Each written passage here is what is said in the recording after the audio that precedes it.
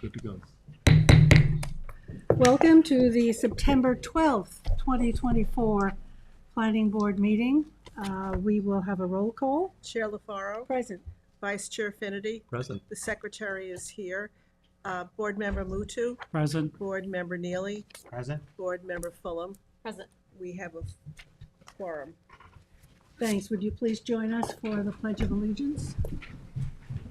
I pledge allegiance to the flag of the United States of America and to the republic for which it stands, one nation, under God, indivisible, with liberty and justice for all.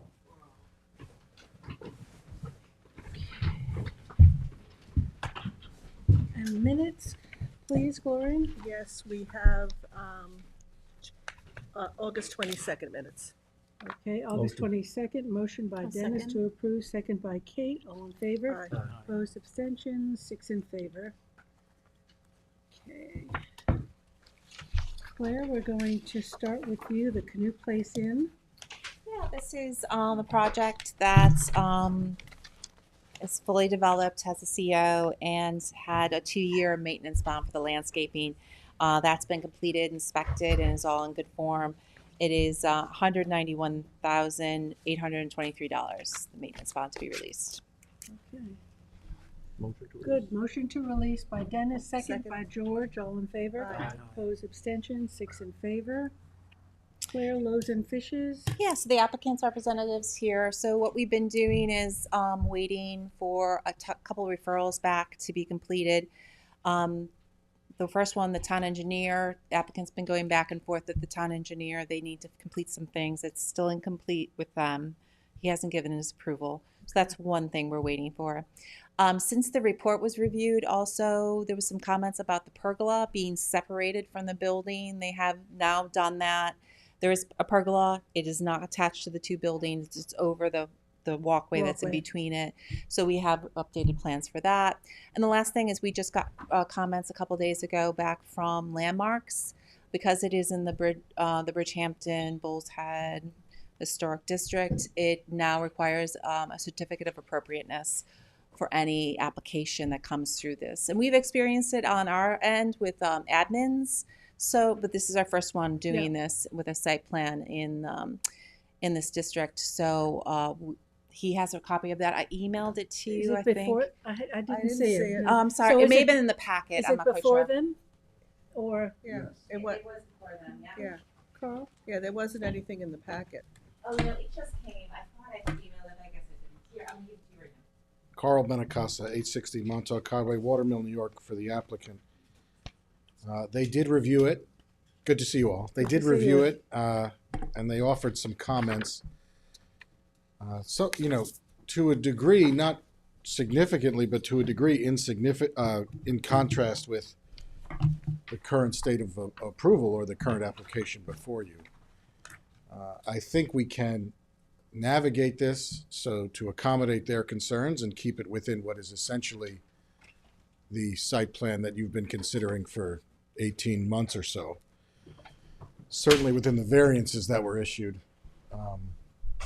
I think going forward, just as a matter of process, I talked to Claire about how something like this might work. I think applicants are just going to have to immediately, if they're in this zone, this was started before that was created, that district. So if they're in that district, they're just going to have to file with the Landmarks Board immediately. Right, as one of the, And then their Early on. comments Yeah, should be early on. incorporated into your pre-application report. exactly. and Is this on for an extension? You're on an action deadline, so you would need So an we need- extension, We need an extension, Yeah. yeah. which obviously we will grant. So I guess Okay. the question you're asking is, you think these are things that could be gone should- back Well, from what- for, Shall we rather just, than- do you want to go Yeah. over them? Yeah, we Yeah, haven't. Let's go over We them. don't know what we're talking So about I yet. think a few, I've discussed with the architect, unfortunately he's traveling today, a representative from his office is here, but we discussed it and it seems we can accommodate the bulk of this. One of them, they had a concern about parking. There's nothing we can do about parking. Parking is parking. Well, yeah, second page is the most appropriate. The first page kind of You explains. come, Sort of just go through it. so it's Yeah. page 2A, is that it? Yeah. Scale and so- general design? Yes, exactly. Okay. The pergola covered alley connecting the retail office and structures, is a dead space, I think those together, is a dead space with a function of pedestrian activity features. Focus is visual prospect on front ported crochet. I'm gonna say that wrong. Yeah. Oh, there you go. Carport. Yeah. Otherwise, no. It's a carport. Rear residential structure from sidewalk. Corner structure provides first retail office space fronting on Butter Lane, contrast with other corner structures and intersection fronting on Montauk. Actually, for that point, I don't understand that, could doesn't you it? pull up the aerial?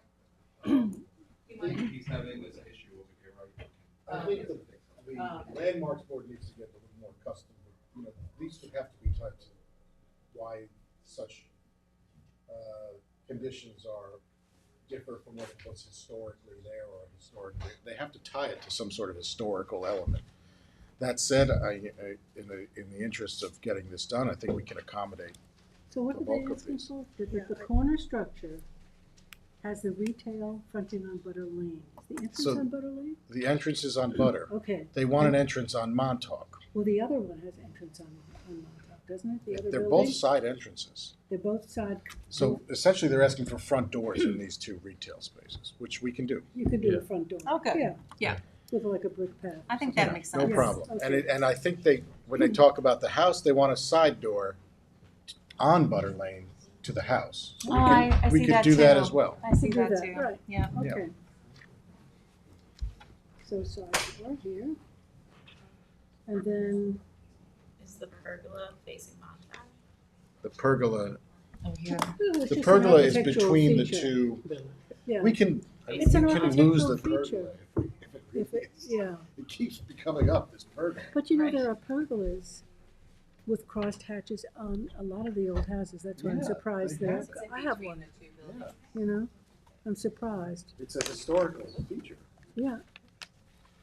It suggests that maybe you should have a swing set or something there. Happy to put a swing Well, set. so the reason I was asking about that is because that sort of indicates like an entrance area versus a door, so To the side. what, But they're I looking guess at for historically, I suppose they're Architecturally, I saying think. historically in this district, the doors were on Montauk Highway. So if they want us to do a superfluous door on Montauk Highway, we will do it. We like that. I mean, the frontage to Montauk, that's something Yeah, we you do could have a in door a lot of and a little districts. Might path have a going sign up. that says use side entrance, but Something, but it'll be there. It'll be locked. but it'll look welcoming. Yes. Right. Yes. And so, I mean, I think the pergola, I don't know the design of the pergola, I can't remember. Is it cross pieces and then Yeah.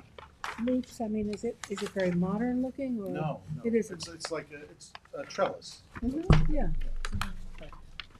I don't know why that And you is. plant it with something, I mean, maybe seasonal plantings. I think that could be discussed with them as something that See, but the is in problem keeping. that's gonna come up, and I think, staff will certainly get a hold of it, is if you guys can't agree on something, the applicant is in a no man's land. I got it. right? Yeah. Well, that's what I was asking about, is it in the historic district document? Yeah, yeah. Does it specify door in the pattern book and things like that? As familiar with it, or does it say entrance, right? Because arguably you do have an entrance with the way it's This looks like designed they have to blinds. welcome people in. So I just want to tie it to the language. Especially if they do that's been blinds, adopted. you know. Yeah, you tie the. That's you? the- Comments Your watch is there talking to to you. your line. directly to the historic district plan. Well, that's something the board needs to be more cognizant Right. of. I think in kind of stretching their legs, they've started taking the approach that they're the ARB in like Okay. villages. And I think that, I know, when this was on, I know that, the ARB. staff, no, the staff was sort of guiding them, that you have to tie this to something historical. You can't Yeah. just say, I don't like that design. But for the sake of getting this over the finish line, we're willing to accommodate their Yeah. comments. And I think if that pergola is planted with something lovely, I mean, I think it's a real Yeah, amenity. especially if they put vines. and Yeah, it's not, It'll look nice. yeah, Yeah, I mean, I think it sort of softens the buildings. it does. I don't know if they're definitely against it, but I'm not getting, I'm not. Yeah, the but I'm not pergola gonna- covered alley containing what about it, is dead space without function and pedestrian activity features. I don't know what that means because there is a walk there. Focus visual prospect on front porte Does cochere. it go anywhere when you get to the end of it? Yeah, it goes to the parking lot. Oh, you mean towards Montauk? The porte cochere. Oh, the carport. It covers the front entrance and it just Covers. doesn't. That's all. That's it. I mean, that is definitely historic. I It's a mean, you detail. see those on buildings as a side. Yes. You're looking at a building, you see it on the side. That's Yeah. definitely. Yeah. So I don't know. All right, so what's the process with this? So this Do is they- the good. This is what we kind of want to know. Is like he's saying they think that this can all be lined up and the site plan's not going to change. It might be they might come back and say you need some more landscaping or something, but it's not like your site plan's going to change here. Yeah. But if it does, we can always modify the site plan based on their comments. So he wants to know, can it be a condition of approval? I think that's what you're asking. Well, Am I if asking they that? if they modify significantly, do we have to go back to public hearing? Like, I don't know. Not I if you're wouldn't- putting a door in. No, not no. that. But they were talking about the parking.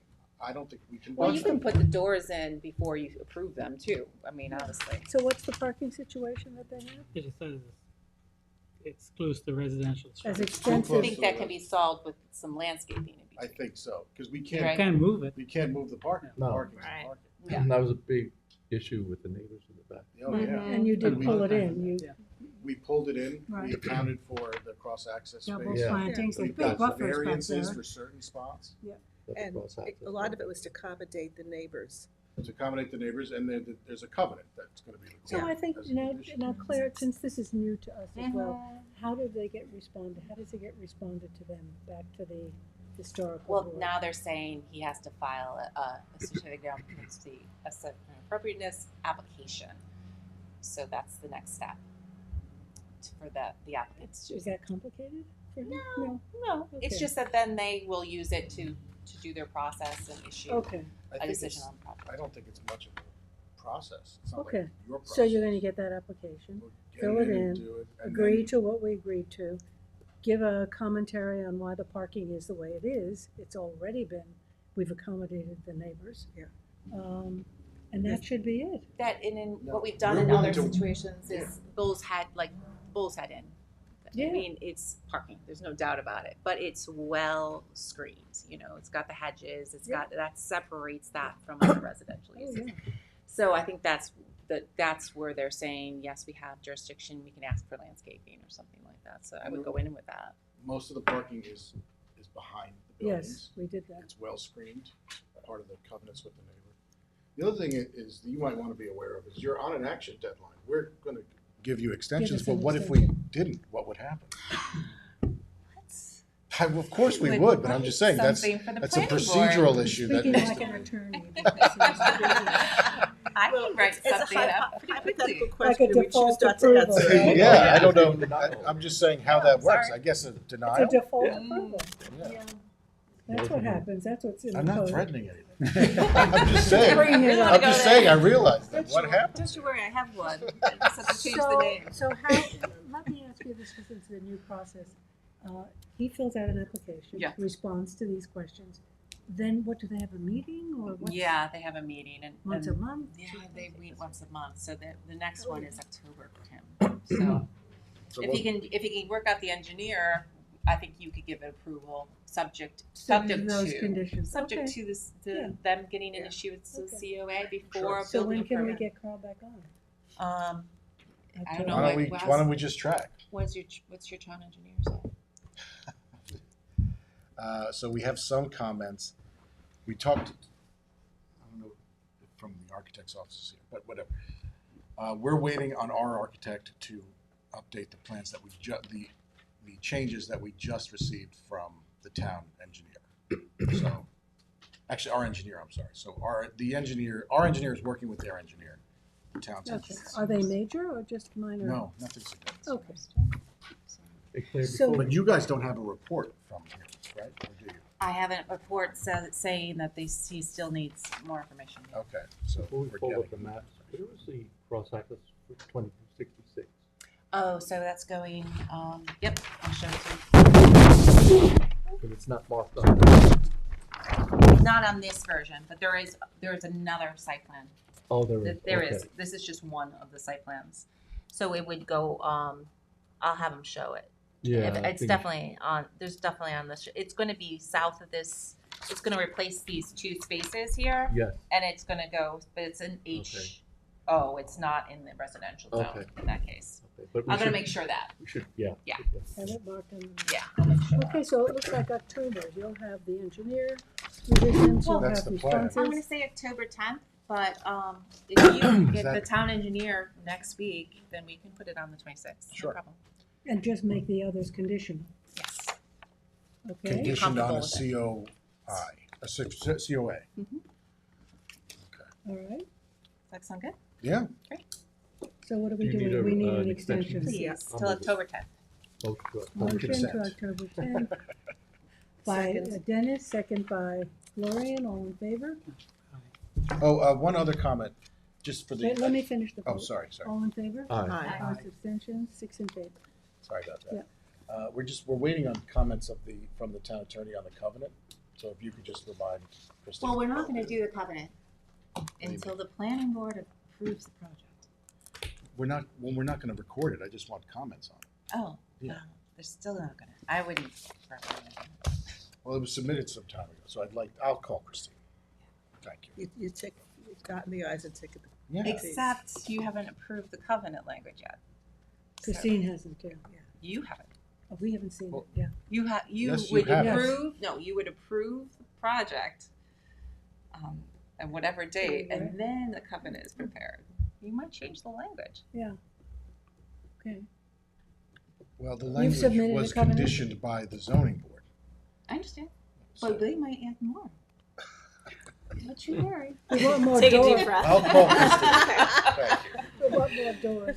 Don't you All worry. right, thank you, that's it. Thank you. Extension to October 10th, and if you get the engineer's approval, We'll put it on we'll the move 26th. it. Maybe we'll- advance it. Yeah. Yes, exactly. Thank you very much, everyone. You're welcome. Well, thanks, Carl. Thank you. 3 is off the agenda. Hampton Business District, Airport, that maintenance bond? I'm gonna do 2 more actions if you don't mind. I have a Mhm. deadline. Get 2. I have number 15, the town code Claire, considering can I amendments. just, Mary Beth? Yeah. Was this the maintenance bond that we discussed earlier that Yes. was a problem, and I guess it's. Yes. Okay. As George pointed out, there was some dead evergreens on the Yes. property. My report to you is there was 2 dead evergreens and 4 dead deciduous trees when I went inspected. And then I said, please replace those. They actually replaced 11 trees on the property because they thought there was some. So I have to go inspect it still. Okay, That just happened yesterday, I guess. So if it's all in good order, it'll be on the Okay. next agenda. But Thank no, you. good, thank you. I Okay. interrupted you, so. No, it's okay. Number 15. So this is the sign, okay? What are we on now? Number Number 15, the town code consideration of the I have copies for you. replacement of the sign. Myself. Are you familiar with this one, Abel? No? So give us a quick overview. So, if you look at the language that's coming down, it seems simple on its face. We have a sign code that prohibits signs.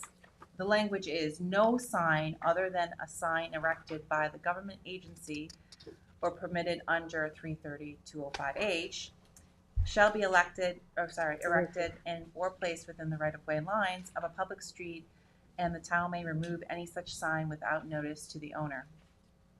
So their proposal is to include political signs. So to add that additional language to the code. So I am not obviously know a lot about this, but I did call Jim Burke and asked, and he thought, in his estimation, he was saying that this is a clarification of the sign code. I think there's been public comment on this with the town level, and I think it is on the September 24th for a public hearing.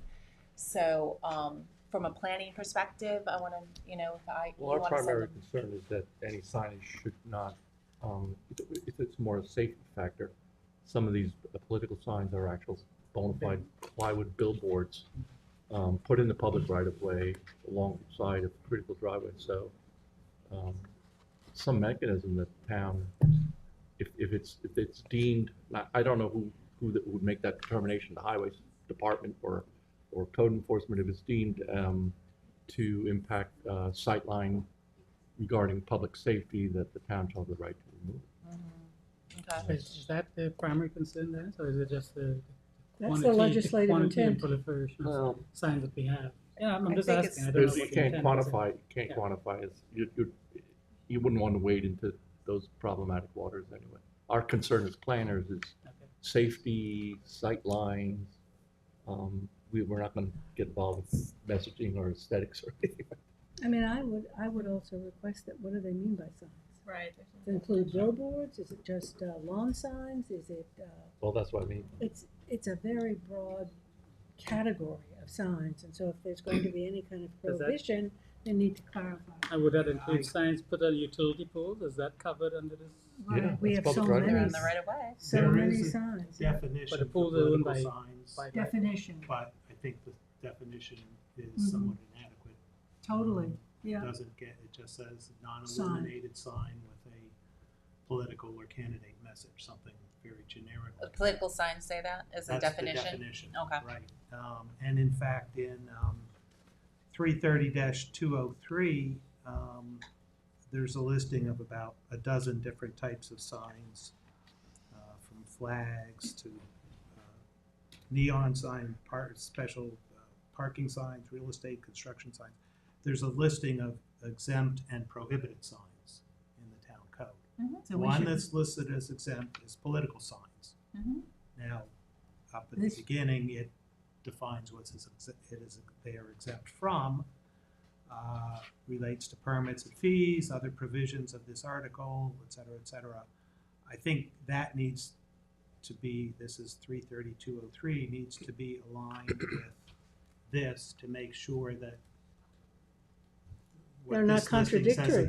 exempt isn't contradictory. Yeah, because this then, if this was passed, is contradictory to that, Right, and if it's- 330-203, Well, it's saying. because it exempts the political signs. It exempts the political signs. Now, it And may then not this would be not be. a blanket exemption, that's why, there are some, From permits and fees, you certain said. things, well, and there's some other items there listed that it's exempt from. But I don't know if that Right. includes this. I think the town attorney should clarify Clarify what whether they or mean. not that does. I think, Dennis and everybody's point is, our concern here is safety, and I think line of sight is certainly a critical issue. Question I have, and, it comes up in this context, but, I think it would apply to this whole miscellaneous provision. How do they know where the right of way is? I know when we look at things, we have to study so where that the should- right of way is. That should be defined as When well. we're putting a sidewalk in, when the town or the state or the county are, Mhm. doing road work, you have to look very carefully to determine where the right of way is. Yep. So I have a question for that whole provision, is how they make this determination. The other issue I find a little troubling here is that the towns may remove these signs without notice to the owner. Now, at the end of this article, it outlines steps that are taken. The building department follows for notices of violation and things for other sign ordinances, and it says it shall apply to everything in this article. Well, this contradicts that, because this says town's just gonna take them away without notice to anybody. I do think at the very minimum, and that's certainly an expedient position, is just yank them out of the ground and take them away. I think who's responsible for that should be clarified somewhere. And if it is the highway department, I would have a concern, because that is an elected office and we are talking about political signs. And so that would be a concern. And I do think whoever it is, however it's done, whether it's a political sign or a commercial sign, there should be a record kept. Okay. And Who, the when, where. Villages supposedly have these ordinances in place already, that you can't have political signs. I think town Brookhaven also. I think specifically Southampton Village. Yeah. And so I would suggest, if they haven't, to look at how that code is written and how it's enforced. Okay. I mean, Do you political, think it's the Village of Southampton? political signs, political speech is treated somewhat differently than commercial signs, commercial speech.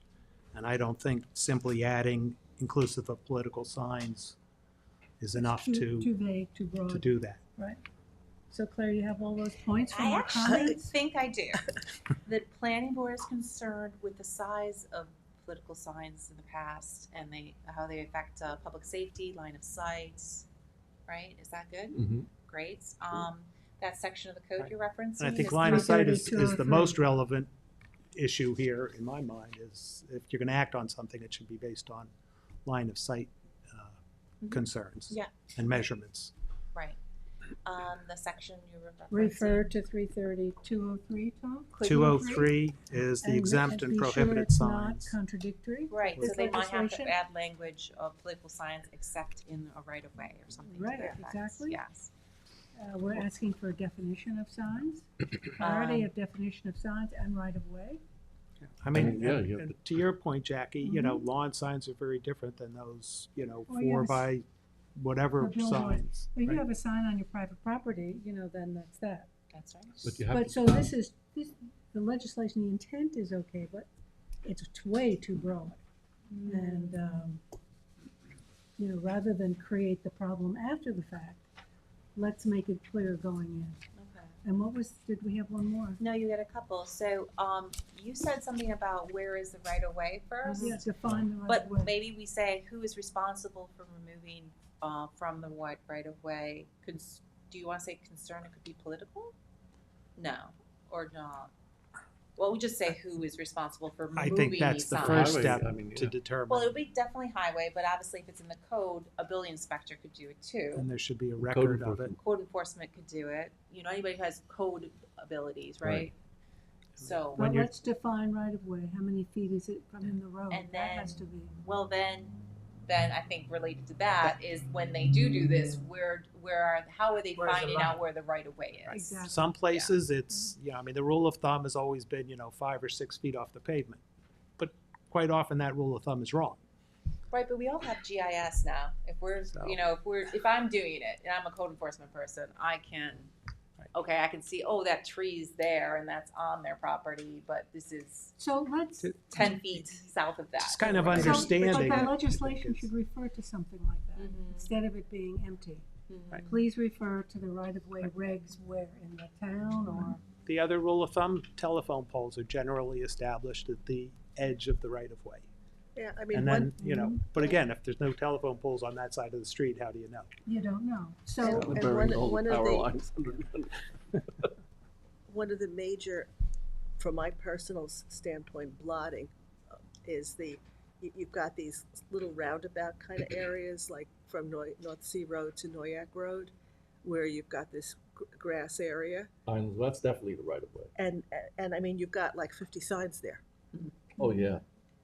There's a Not- clear not after I delineation here pass though through Gloria. between public and private property. I mean, could they just say it has to be on private property? Because then you also get away from the litter debris issue that's referenced here. If someone, if I choose to have a sign for any candidate on my lawn, probably gonna remove it after a while because it's my property and Yeah, maintain my but I think the property. issue is like along highways where there's just lots of woods.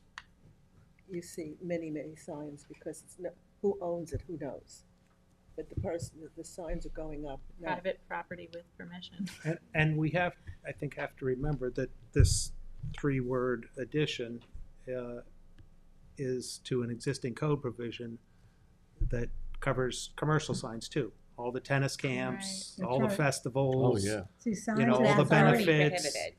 That is Right, already that's right. already- prohibited. Kind Yeah. of hard to believe that. Yes. And unless that exemption I mentioned covers this, then I'm not sure what the need to include this is. Well, I think If that's. all signs are prohibited in the right of way, then that means all signs are prohibited in the right of way, Including political signs now. which I would, Mhm. that's why I'm wondering why do they feel a need to add that? Because it is contradictory to 33203. Yeah, Which which you're says saying, which that is political exempt, signs are just exempt. exempt. It And this- might not be exempt from this particular provision. That's why the attorney, I think, should read it, the town attorney. And if it's not exempt, then why do you need it? Because you've already banned all signs, Just- regardless of political or commercial. Just You've take the already banned exception it. out. Take the exception out. Yeah. In 33203. Or leave it there if it just applies to permits and fees. Yeah. But I think And they to your need to point, clarify. Tom, address the issue of enforcement and, you know, how to Yeah. mitigate it if it is. Mhm. What authority is responsible for the removal of signs? So that's a question. With political signs, I think you have to be concerned about selective Yeah. enforcement. Yeah. Yes. Mm-hmm. Whichever Right. side's in charge. Yep. You have to be concerned about that. It's So like, should I oops. say that? Yeah, Yeah. I mean, Sure. literally, the lowly employee that's out there could say, oops, I guess I missed that when it happened after I was through. Right. With selective enforcement. Yeah, there are all kinds of We're shenanigans part-time. with They're gonna be political signs. busy. We're town employees, we could go start yanking them out until we know who's authorized to do it. Well, it's gonna be the usual people, obviously, the But building they department, need to code. define it. Yeah. This is the kind of legislation that gets so broad that it comes back to bite you. Okay, so I'm gonna make that concern with the selective enforcement its own, and then records should be kept. And I Mhm. Yep. think And then look at how other municipalities handle this, including, village. Yes, I mean, it's like if it's working somewhere else, just copy it. Good. That's Okay, great. Very thanks, Claire. productive. I'm gonna do that. Do you want me to give you a new version for adoption today? Please. I can do that. Okay. I'll write it up now. Okay. Is And I that have one more, which is 7:15, and let me just see what Number that 19? is. 715, County Road 39, site plan, pre-submission? Yep, Set, Is that the Surf Pro? it is not. It's the it was a car. Right now, I think it's a car repair place. It's got nice cars in the front. It's black now. The building's black. Oh, it's on the south side? Yeah. Is that the one where they display all the cars? Yeah, is it's this, a lot of is this display. functioning?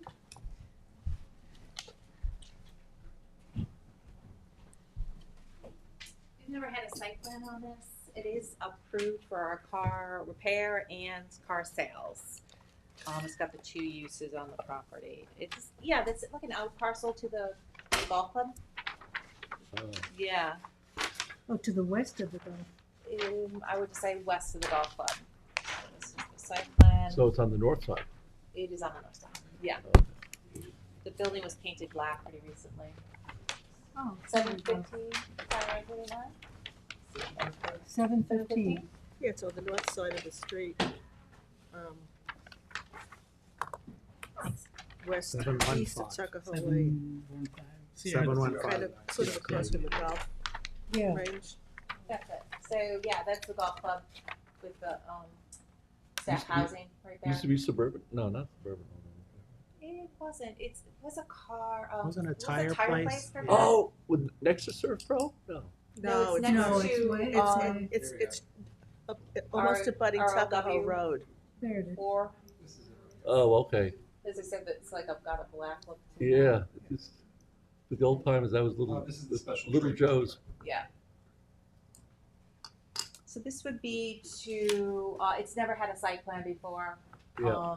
They have built a second floor inside, and there is, additional parking. They've kind of just paved the whole thing, but as you can see, there's no landscaping in the front. We're gonna want a The couple building is things. decent. Open curb cut there. Yeah. A lot of work. Not an open curb cut, but yeah, I think it's got the two, Mm-hmm. In and out. yeah, So so. Those Right. street trees, don't nothing. So we're setting it for scheduling a conference? Resubmission for October 24th, is that 24th, Okay. according to your paperwork, 24th. Great. Yep.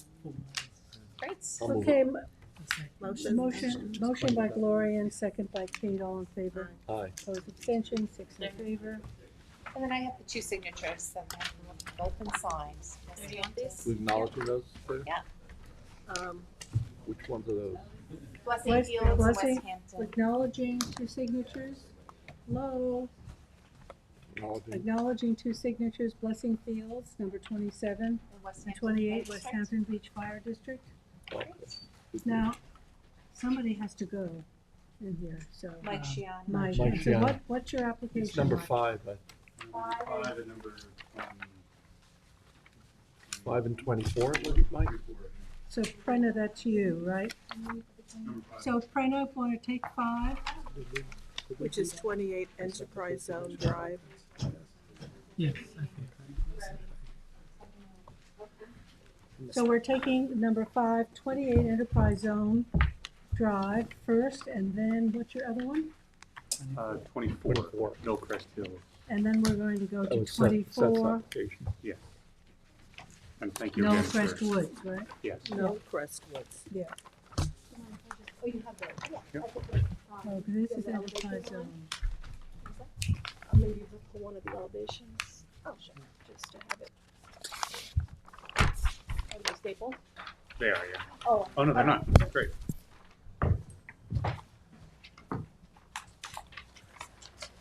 This is 28 Enterprise Zone Drive in Riverside, and they're in pre-submission. It's a site plan special exception application. We're reviewing the pre-submission conference report. May I? Yep.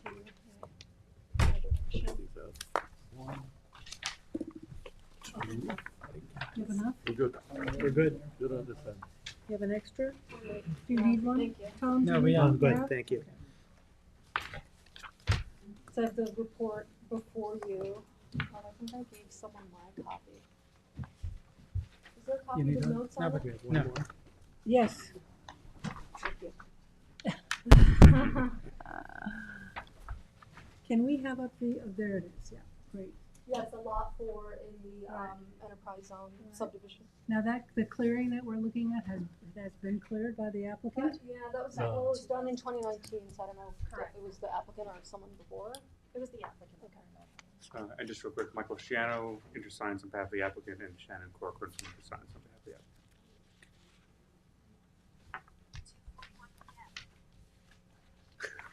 Sorry, Stacey. You have to do something. Time I don't know where. Time check. Listening in. No, right? Gonna provide comment. Shannon is very much like that other word I won't say again. Oh. No idea why that's Okay, So they're proposing a 8,192 square foot mixed-use, single-story building on the site. There will also be a full footprint basement for storage, and 3 uses on the main level, 4,000 square feet for a physical fitness or gym, 3,223 square feet for a special trade contractor or what we're calling a contracting workshop, and 969 square feet of office space. The site is vacant, as you can see. It's 1.96 acres in the LI 40 zoning. It's in the Riverside and Aquifer Protection overlays and Central Pine Barrens. It looks like there's, if you see on the aerial, I went up to the site as well. It looks like there's some storage occurring at the front end of the property. And there's, again, it's part of that enterprise zone subdivision, and there's covenants and restrictions that went along with that.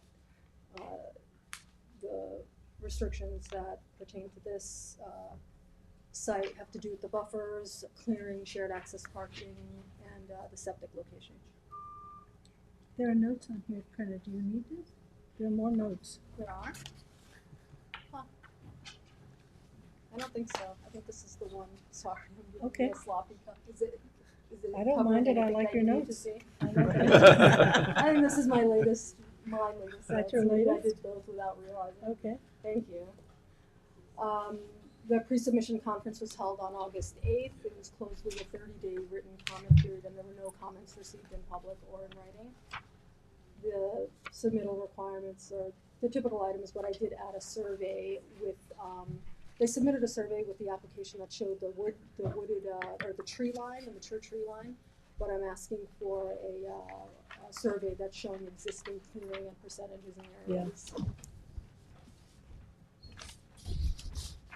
Yeah, so the The survey was done in January 15th, 2024, so several years after the clearing actually happened. So the surveyor just picked it up as the mature tree line because a lot of the site had started to grow back, so the surveyor wasn't sure how to define it when they did it, but when we come back for the actual site plan, we'll make sure it's defined, that's the edge of clearing and what the numbers are. So the edge, the back portion is the mature trees. Yes. Yeah, and they identified a more straight line than what, so the plans that were submitted was actually based on just an aerial photograph review that InterScience had done and not a surveyed line from a surveyor.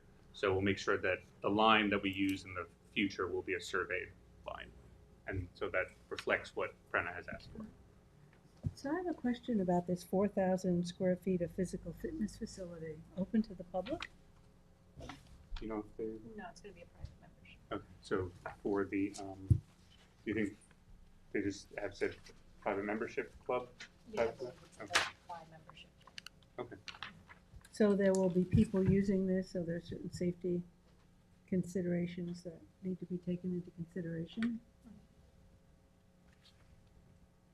Particularly in an LI 40 industrial zone where you have clients coming Right. to use this.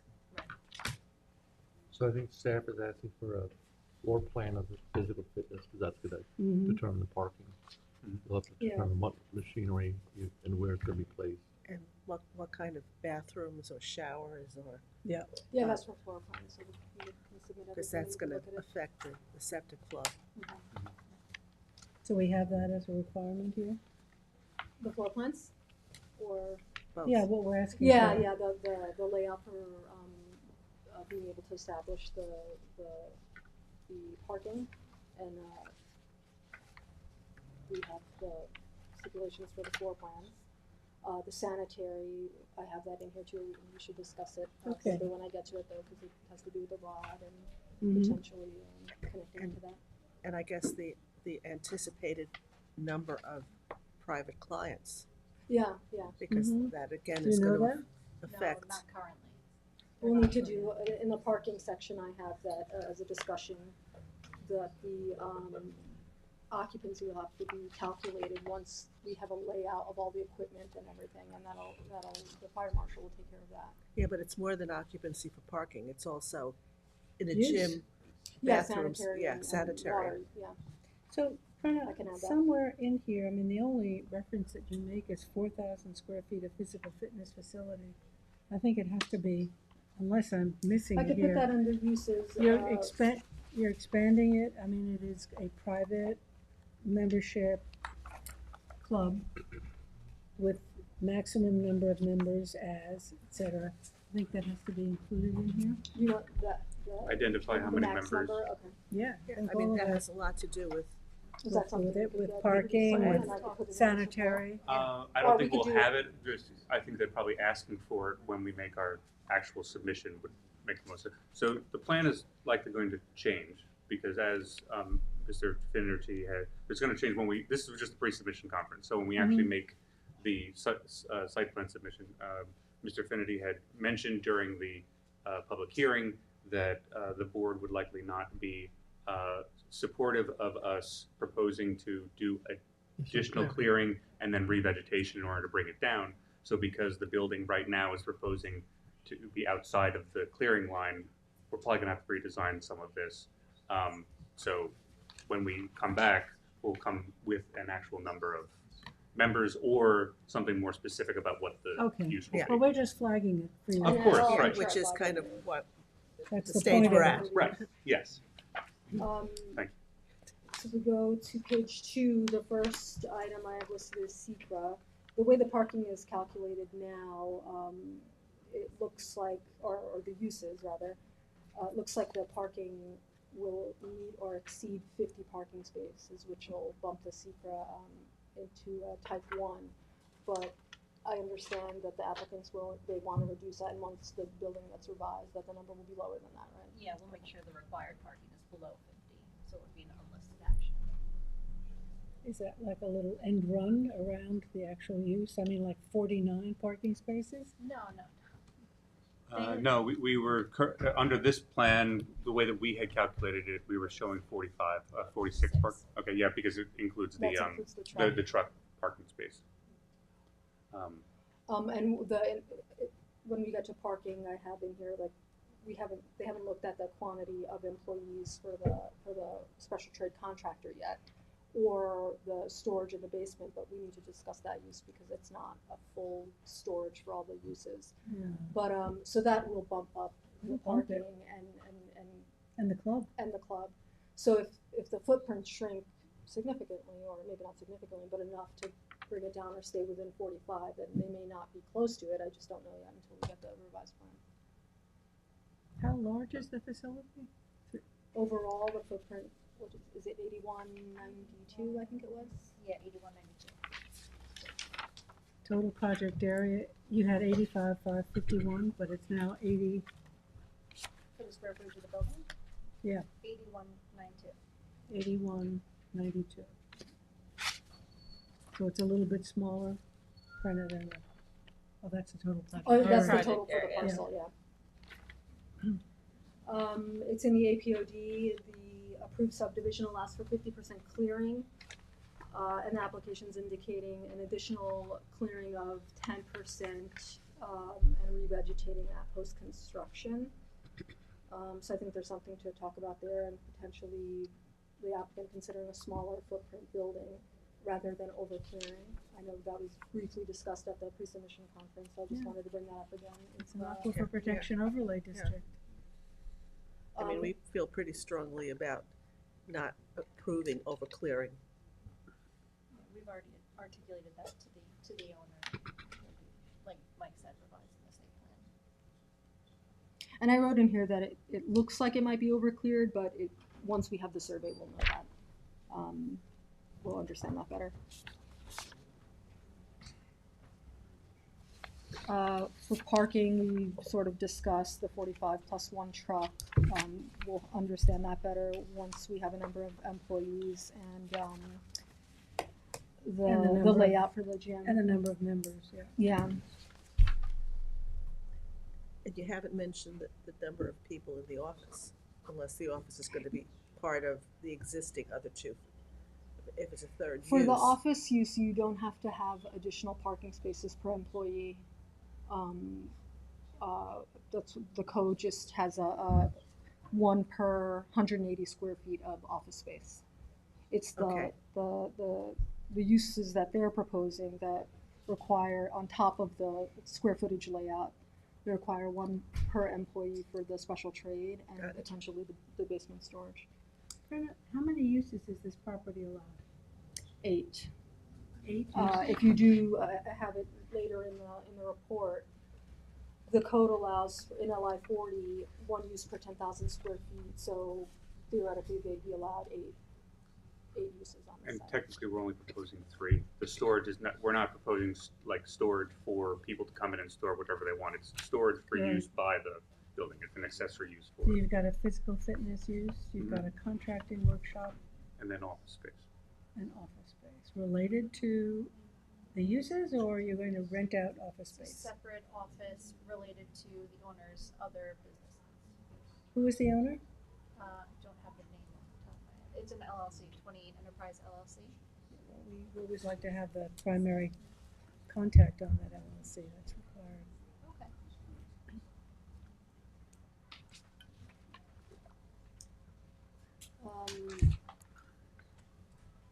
I have as a discussion point that some of the parking is located at the front of the building, so maybe when the applicant's considering the footprint and the layout, maybe you would want the parking in the back of the structure. You know, remember once we had Dennis, you might remember this, in an LI 40, there was like a daycare center. And we actually were very concerned about safety. We required ballards. We had separate parking for those uses versus the trucks that were coming in as a safety issue. And I think we might want to consider that here. If you've got members coming to use this physical fitness facility, and you've got trucks delivering and backing in and backing out. I think parking requires real, yeah, Yeah. real definite, define. Maybe we separate. Maybe The not combine parking. parking for everything. That's but right, maybe maybe some- put the parking separately. Yeah. We'll also, I think, we're also gonna speak with our clients to get an idea about when they expect the contractors to be coming in and out. Because probably what will happen is that they'll come in early in the morning, get into their contractor vehicles and go to the site and then come back early afternoon or whenever it is. And it may Late not afternoon. coincide, but I'm not But you sure. don't know that. Yeah, Right, that's exactly, yeah. speculation. Yeah. Right, Typically, right. they would come back 4:30 in the afternoon, just about when people would go to business. That's right. Place that work. Which And or would if be it's the reason raining, to, it's gonna be to early. split it up, Yeah. right? Yeah. Mhm.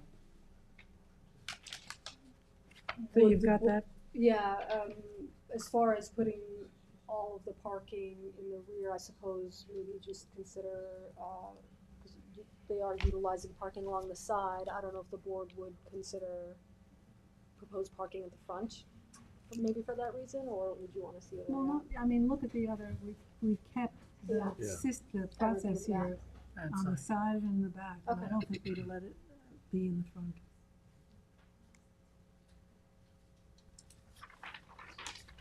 On the next page, the Riverhead Overlay District, as we know, has the sewage treatment plant, and they anticipate that to be online in 3 to 4 years or in 2028. So we're asking that the applicant consider that timeline, because they'd be required to connect within 2 years of that being completed.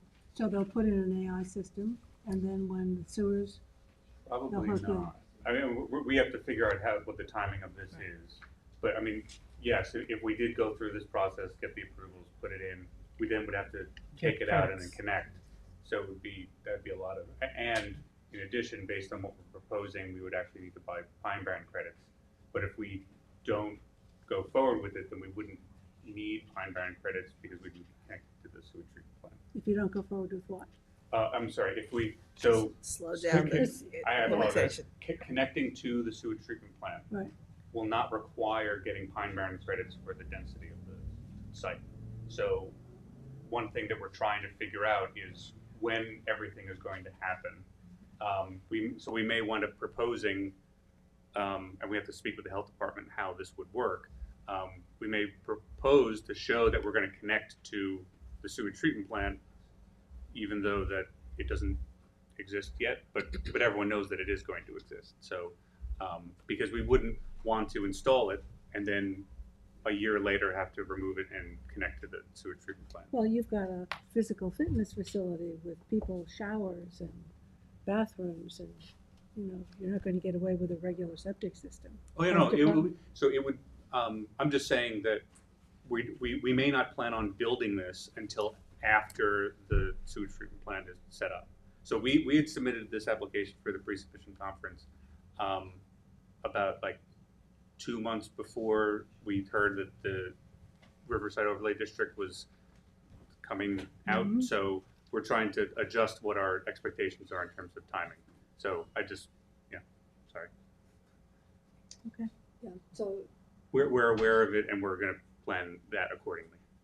and even though that may happen, I do have the next category is sanitary. What the application is proposing currently is that they'd be over their use and applying for Pine Barren credit. The subdivision also states that no septic, there's a location on site here, it's 100 feet from the east property line, that no septic occurs in that area.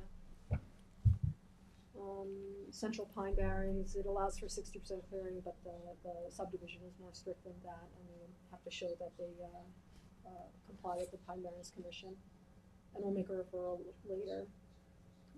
Going back to the uses and zoning, they're allowed 8, it looks like they're proposing 4, however, I'd like to clarify the storage below, because it doesn't seem, you mentioned that it might be used for the owner's private storage So partially? just, some privately owned vehicles as well as associated with the uses above.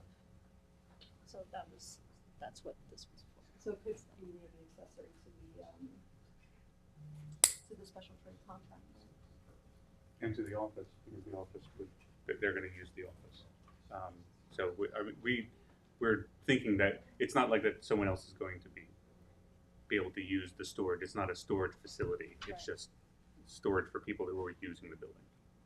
If we have vehicles down there, does that require a whole lot of other stuff to be concerned about? Fires and environmental stuff? I think the building department or the fire marshal will likely require some type of venting. I've spoken with the chief building inspector about similar things like this in the past, so we'll make sure that that's taken care of. Yeah, I'm just. Of course, no, raising the issue. It's a very good question.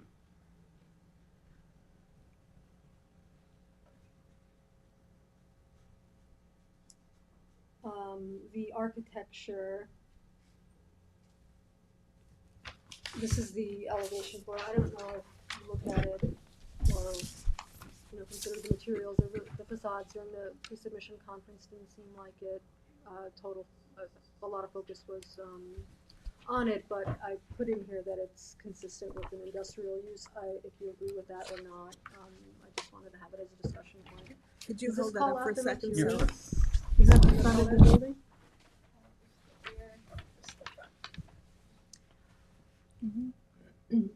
I don't think they've really decided on colors or anything Yeah, like that. and we'll yet. have that at the site plan stage. Yeah. And so where are the overhead doors for trucks to get in and? It doesn't seem to be any. There. Yeah, that part was not planned out at this time. So fire complete elevations with all For the the typical commercial- stuff, the heights and the finishes and the colors and samples.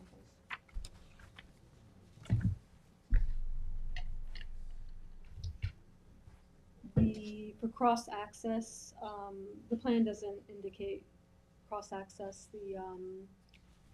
I wrote in here that the planning board will review possible future cross access at the site plan stage. It is written in the covenants and restrictions that it'll be considered. Do we have cross-access plans here? No, No. I don't believe, They all the have subdivision access onto the- talks about it, but I don't think the oval. anyone has it, no. Yeah, we did check, after seeing this, we checked the property to the west and to the east, and neither of them have. No, I think we didn't impose it because you've got the big oval track as the. I don't think we've done any cross access. I don't think so, it was written in the thing, but I don't. It's I don't kind know. of Kind closed of needed, road. it's a closed. Yeah, it's a closed loop and maybe in with the gym too, maybe you don't want extra, vehicles passing through if they were to ever even utilize it, but. Okay. So no cross access. No. Landscape plan, we'll look at the site plan stage. I have it in here if there's 50 or spaces or more, then they'll have to add 25 square feet of landscaping per each parking space. And ultimately, if there's any parking visible from the road, maybe some 4-foot height evergreens to screen it a little bit. Even on this plan where we weren't at 50, we were proposing some interior landscape islands, because I know that this board is concerned about that, so. Buffers, there's an existing, in the subdivision, there's a 50-foot buffer, non-disturbance buffer along the east property line here, so just ask to maintain that. I don't know if you'll request more buffers, but they'll revegetate anyway along the east and the north. Sustainability, I just have the standard language we would including in all reports. Well, let's talk about that. The solar Because panels. we don't see the any EV solar panels chargers. here or anything. And it's a new building, it's an opportunity to put And- it in. And the with the charging gym, station. you're Yeah. talking about an awful lot of electric usage, so. Charging stations too. Yeah. Did we ever set up a ratio, number of One spaces? per 20 20. parking 20. stalls. Well, I see it is.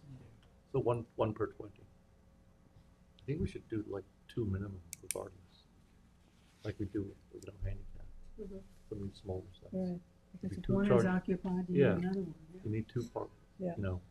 and beyond that should be 1 per 20. So have you considered, your architect is not here? No. But Is it an What- opportunity for solar? It's a pitched roof? yeah, It's a big roof. yeah. And I'm anticipating a lot of electric usage. Sure. I think it's a good recommendation. Strong one. Yes. And, Type 1 action. and 2 EVs, okay? So- Okay. This is a type 1 Solar. action, so you have to. Unless, Two unless we EVs. don't propose the 50 parking spaces. It'll be an Oh. unlisted. Yeah. Then it'll be unlisted. Mhm. So that's how. I don't know. Helps you get to the energy hurdle. Yeah, to meet the state energy code, it may be required anyway, but we will strongly encourage them to include that and have it on the plans that we submit for the site plan application. So I see a note here, Brenna, that you wrote about. I'm afraid of what I might say. That's like my diary. Storage of classic cars. Oh, that was the private cars. Yeah, private vehicles might be stored beneath, part of the storage that's beneath the facility. That's what we're talking about, Which the is why I was ventilation. questioning. The you're gonna give- environmental, yeah. Yes. Got it. Do you have anything about prohibiting outdoor storage? I know in a lot of the industrial zones, I with don't special know. I trade can add it though. contractors, a lot of times that creeps out. So it would be good to prohibit No outdoor that. storage, sure. Unless approved by the planning board, or do you think prohibiting it in general? Like, Yeah, I guess that will come in site plan if Yeah, there if is we wanna an area of outdoor showing, we have storage. to show it. Yeah. Right, if yeah, it is, exactly. and also have So it's provide contained. parking, I think there's also a parking cap for Yeah, that. one. And screening and- Primarily, we apply it to like landscaping businesses, so Right. there's no outdoor storage of stones and soils. I don't think they're gonna be storing gym equipment outside, Probably not. except during the Well, pandemic. part of this They- is a they- special They trade. were, Right. Outdoor yoga. Part of this is the special trade contractor use, right? yes. Yeah, it is. Mechanical, typical of any equipment on the ground to be screened, nothing on the roof, a full lighting plan with a photometric study and dark sky compliance. There is no signage proposed now, but they'll, I just asked that anything proposed will be located on the site plan and include signed plans and approved by the planning board and the ARB. No public address or sound system, and there were no referrals were made at this stage, but we'll make all the referrals pursuant to the code at the site plan stage. Anything else from your side? I would just ask that the note on the front of the report where it says that it is type 1, whether we can change it to unlisted, because as proposed on the plan that was submitted, we believe that it was less than 50 spaces. I don't know how you're gonna get away with under 50 with everything else that's involved here. You don't know the number of members. You know, there are a lot of unknowns. The design As it- will tell. Right. I would As it was suggest- submitted, it's type 1. I would, or at best, put it as to be determined based on Sure. Updated You're plan. talking about this one right on the cover? Yeah, Yeah. to be determined, I would agree with that, Okay. yes. Thank you. Move to adopt the report. Will you send us an amended or give us an amended? I could if you want, or I could give it back at the next meeting for adoption. Just send it to It's pretty straightforward, okay. Thank you. Okay, motion to adopt by Dennis, second by Second. Gloria, all in favor? Aye. Opposed, abstention, 6 in favor. Thank Thank you. Thank you. And you have 24, right? Yes. No Crestwoods, right? No Yes. Crestwood's 924. site disturbance. Seth is doing that. So you may recall Millcrest Woods, lot number 6. We had this before us back in June 13th for a covenant amendment, which we granted. And during that process, it came to light that even with the granting of a 60% clearing from 35, that they were at 61.8. So a condition of the approval was to file a revegetation application, which they have done. They are now proposing, notes here, 280 square feet of revegetation, which will bring them to 59.3. Oh, I'm sorry, no, 710 square feet. So they are going above and beyond their requirements to put them at 59.3. You have a fairly small lot. It's 15,700 square feet, so there's not a great deal of room to play with here. So it's located close to the house, but adjacent to some natural vegetation. So as you can see in the revegetation plan, it's primarily Pennsylvania sedge and bayberry. Is it, that you have it up there? That's the property, yes. So it would be. It's in the rear or It's on It's in the red. It's on in the the rear? southwest. In the red. let's say. No, where's the Where's the, re-veg? Oh, where's the re-veg. re-veg? Re-veg is in the rear, right? Um, Oh, it's on the side. Yeah.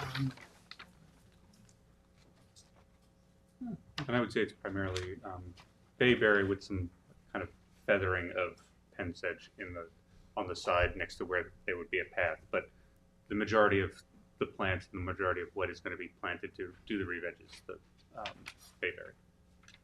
Yeah, again, and this was a function of being close to the house and having trees being right up against the house would not. And you've reviewed it. Yes. Yes, Yes. So those are bushes. Yes. They're putting in. Mhm.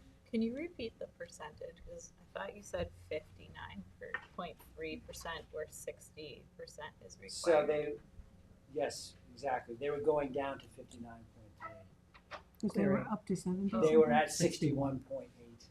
I see, okay. Yeah, so they were at 35 at one point during Noel Crest had a covenant for 35%. They came in, we gave them 60 for our limits on Okay. APOD. And so I have reviewed it. This looked acceptable with the planning board's approval as well. Any questions? Okay, we approve this. Motion by Kate, second by Gloria, all in favor? Aye. Opposed, abstentions, 6 in favor. Thank you very much. Thanks. Thank you, sir. You're welcome. Okay, we're going back now. Thanks. Back in order. What, there's Back in stables? order, Teresa. Oh, no, No, the North End stable. Stables. So, Rena, What's the- What's going on? Rena, Not you yet, the North Edge Oh, Stable, you, right, we go back to number 4. Yeah, number 4. yeah, no, we've been going out of order.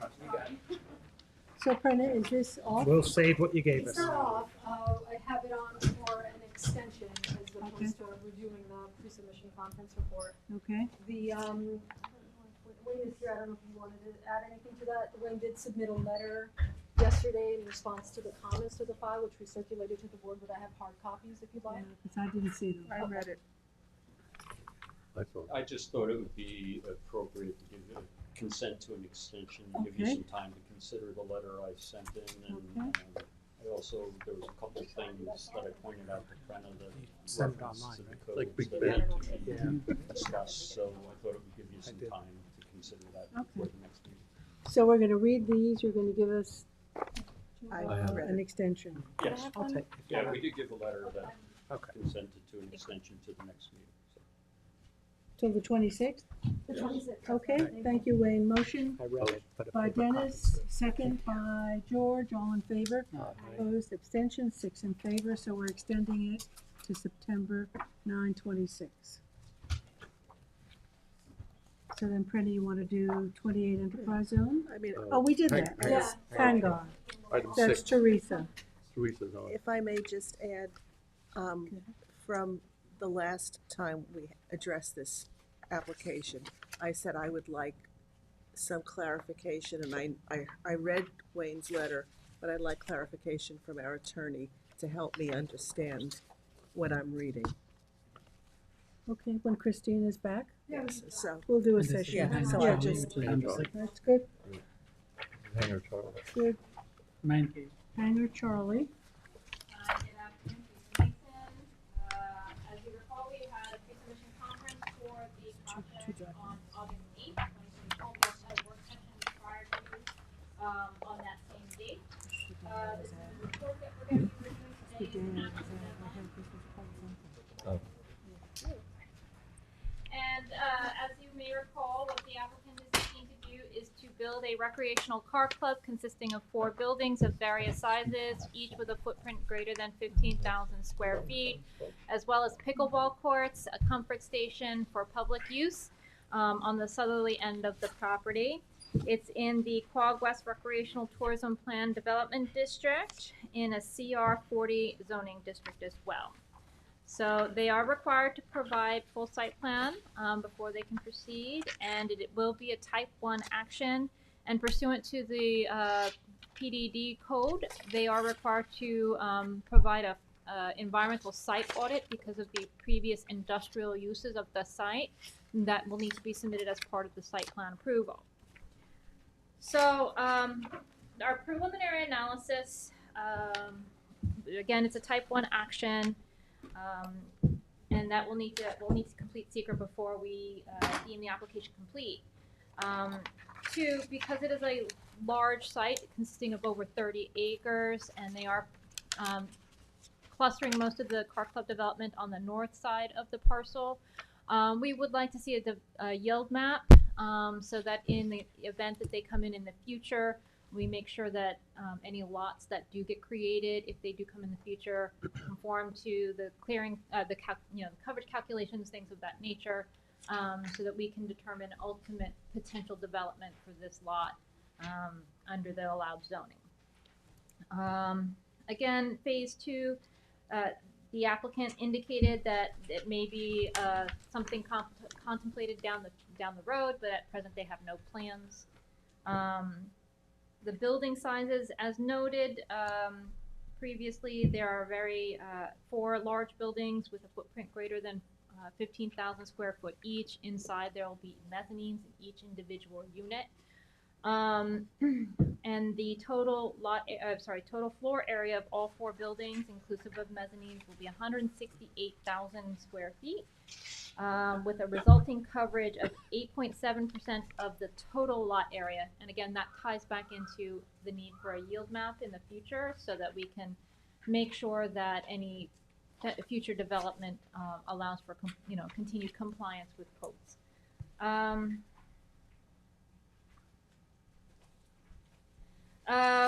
We should also consider maybe whether or not we want to recommend that the building footprints be somewhat smaller and have more of them, so they're more campus-style buildings. That is something that we may want to consider.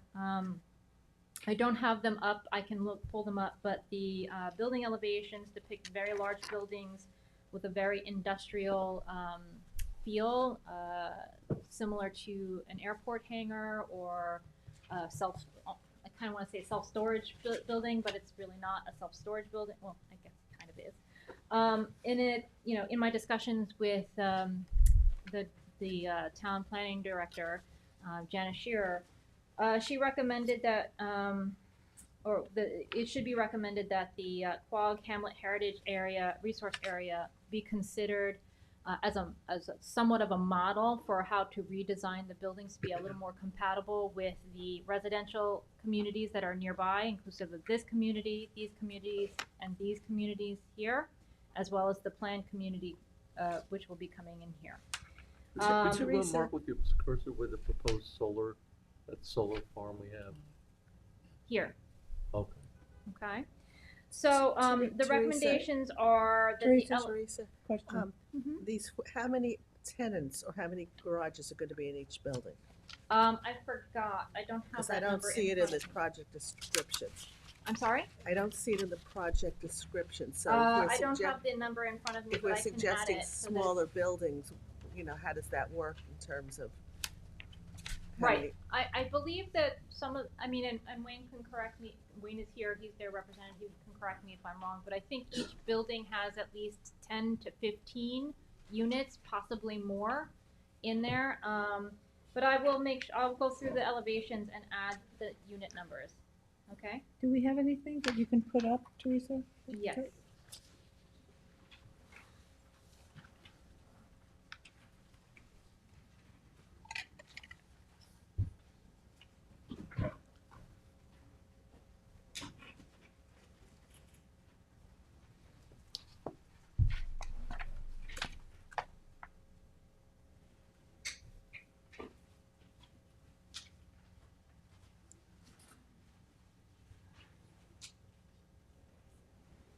So that's the overall site plan. And the buildings, these are the 4 buildings. And then Where, you have, I see 3, and then the middle one is 4? the middle one is 4th, yes. Here's, you can see a little bit larger. And then, let's see, this appears to be the first building, and it has at least 17, and this is generally what the elevations currently look like. This one, yes, 17 bays in this building, which is building A. So I can add the exact number of units to the project description. What are the materials? Did Because they say? there's a rendering, a color rendering, which kind of gives more. It's hard to see from the back of it. It looks very industrial. Very, You also have the concept plan that lays it out, and indicates the number of units in each building, Yeah.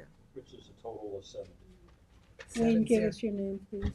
Wayne Bruin, they might something of Bruin for the applicant. And this is part of the submission as well. And it indicates the number of units on each, in Yeah, each one. I was looking for it here The in the total is report. 70, but yeah, I mean, 70 units. So how do they break down, Wayne? Like 15, 15? each, 30, you know, 45. one building has 17, the center building has 22, the easterly building has 12, the northerly building has 19. And the middle building also has the lounge area.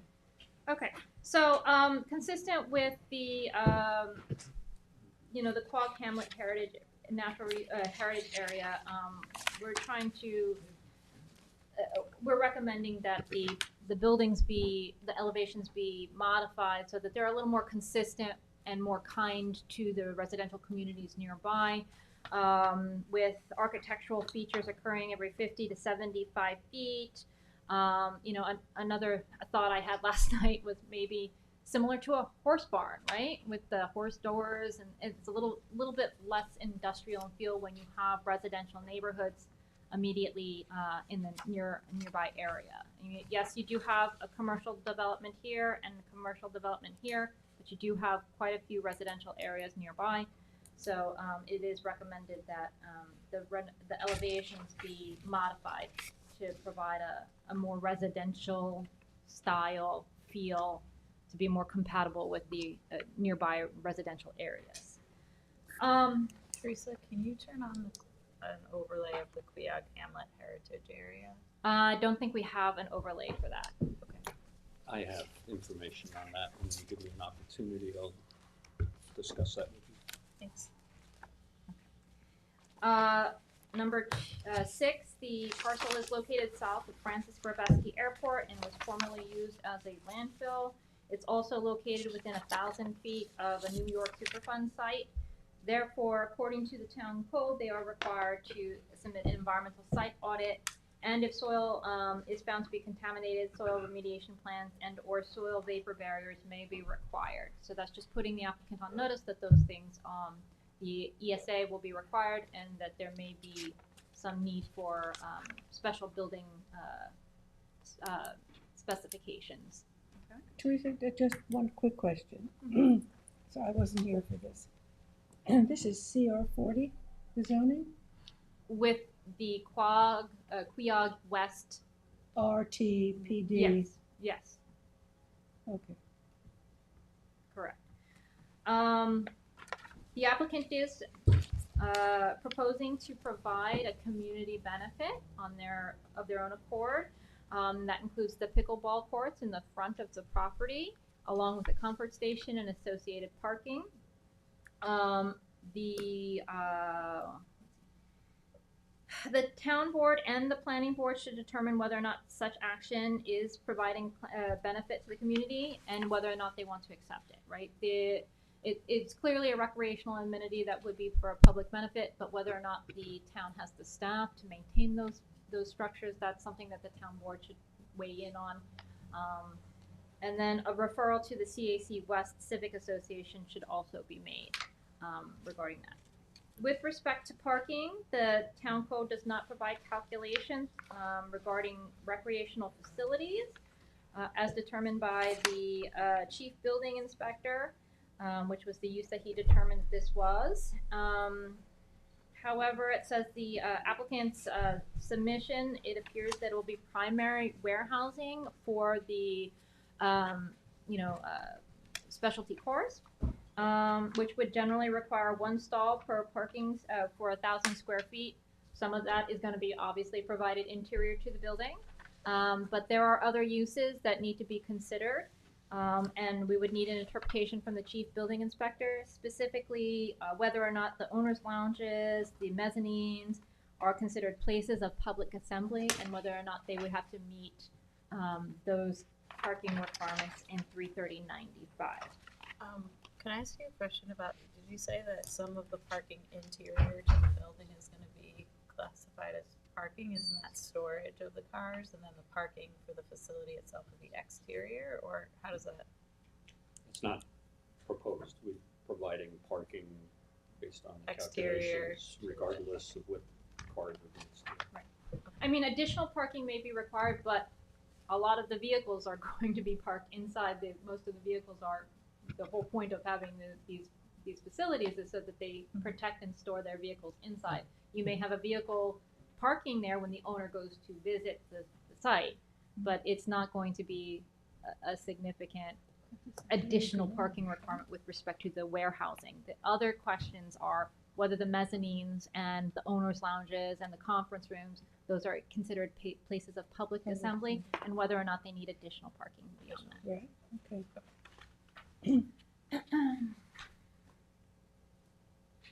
There was one mention on the addendum of a car of the month display area, but it wasn't shown on the plan, so that would need to be clarified prior to site plan formal site plan submission. And then also whether or not off-street off-street truck loading spots should be provided, consistent with 330-96. So, that's a question perhaps Wayne can answer. How some of these specialized vehicles get to the site. Are they bringing them on car carriers or other things like that? That if that is the case, then those off-street truck parking stalls, at least compliant with the code, should be provided, or at least an opportunity for a space for them to do that, and then make sure that there's proper interior circulation for that. Right. But Wayne can clarify that. Wastewater disposal, the site plans that they were submitted with the pre-submission conference did not include wastewater calculations, so they will require Suffolk County Health Department services approval, and that would need to be on the formal site plan application. Pursuant to 330-248 F4A3 of the town code, the planning board must provide for a minimum of 60 for side yard setbacks and rear yard setbacks, and 100 feet for buffers from the street. But the question is whether or not those setbacks should be expanded, right? Because it says a minimum under the code. Can we get a site plan up there, please? Absolutely. So it says 60. 60-foot buffers Front and adjoining side. residential zones, which this doesn't abut any residential. But nonetheless, our site plan shows 60-foot buffers and 100 feet along the street, which our site plan shows. So 60 from here, and then 100 provided here. Again, Where's the street? Which side? the street is here. South Country. So the code says that it's the minimum, and you can require additional buffers if necessary, if you feel it's required. I'm a little confused about talking about buffers when you've got this huge property and they're only building on some of it, but they're planning on doing other stuff. And whether that's going to be into separate building lots. How can we discuss buffers when we don't know what the overall structure of the overall? Well, at present, nothing else is proposed, but the code specific to this PRD says that you must provide a minimum of 60-foot buffers from the side and rear, and 100 from the front.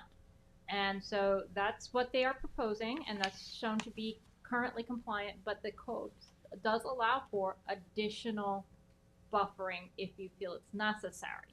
Now, the question is, do you feel it's necessary? Here is the aerial photograph. This is also part of the project. I apologize, I didn't highlight it. But there is town open space here. This is also commercial here, which, so this is the project. There's commercial here, there's some commercial here, but there is also residential, and then there's also residential directly across the street. So again, whether or not you feel it's appropriate to provide additional buffers, that's the question. Well, the thing is, we could just, restrict the clearing to the area that's being built out currently, because where your cursor is, there's not clearing, and that's. Well, in theory, once you give them site plan approval, they could, in theory, clear it. If it's part of site. If it's part of the plan, right? Right. There are no I clearing can restrictions clarify here. a lot of these points, No, but I'm I'm- trying no. to let her go through the entire Yeah. report. Okay, so I let's mean, do that. we can go back to the beginning and discuss each point by point, because we have some concerns with the report. Why don't we Okay. finish? That's up to Go you, ahead, Jay. It's up to you. Go ahead. Okay. So again, the question is whether or not you wish to require additional buffers. The town code says minimum, so you can require additional buffers as you feel necessary. Adjacent uses, as we had said at the public hearing, this is an excavation business, and the applicants are proposing a recreational car club for very high-end vehicles. And we just want the applicant to acknowledge that they are aware that there is a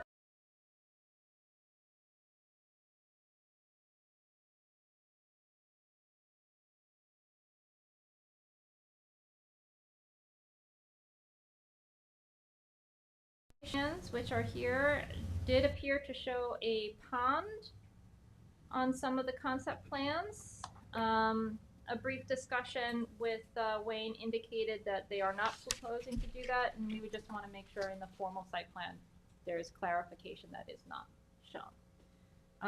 It is within 3 miles of a northern long-eared bat, documented summer occurrence, so clearing of the lot, specifically of large trees, would need to be occurring during the December 1st through February 28th window in order to demonstrate compliance with New York State DEC and Fish and Wildlife requirements for the northern long-eared bat. Teresa, is it fully wooded now except for the area that was the It's pretty transfer wooded. station? So you've got a lot of wood Back here. is clear. Except for the back. That's the current, but if you go historically, that's all, practically it was entirely disturbed years ago. But nature has come back. Successional growth. Driveway alignment, presently, the driveway goes through the center of the parcel back to the car club.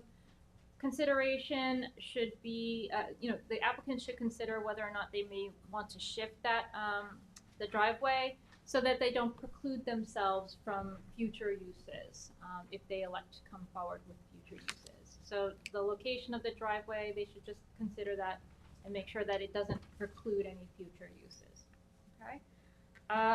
Traffic with a gross floor area of in excess of 160,000 square feet. The project may generate additional traffic. A traffic study which incorporates proposed development known as the Preserve at South Country Road should be submitted with the formal site plan application and examine potential impacts for any future phases of the development if there is an inkling of something down the road. Again, they're doing extensive clearing and construction in order to build the structures, so they will need to submit a grading and drainage plan in order to determine whether a stormwater pollution prevention plan is required. And if the project calls for significant soil excavation and the soils are found to be contaminated, the applicant will need to provide a project plan for either disposing of those materials in a certified off-site location or how they're going to retain those materials on site. The applicant will need to submit a landscape and lighting plan which identifies the proposed limits of clearing and as well as lighting. The planning board at the public hearing had previously recommended surveying of all trees in excess of 10 inches DBH, so that they could be preserved where possible. There appears to be some encroachments on the onto the property from the adjacent uses, specifically right here. And they should identify those encroachments and potential methodologies for resolving those encroachments. Because of its location near sensitive ecological communities, the use of native plants should be encouraged so that we don't accidentally introduce invasive species to that sensitive ecosystem.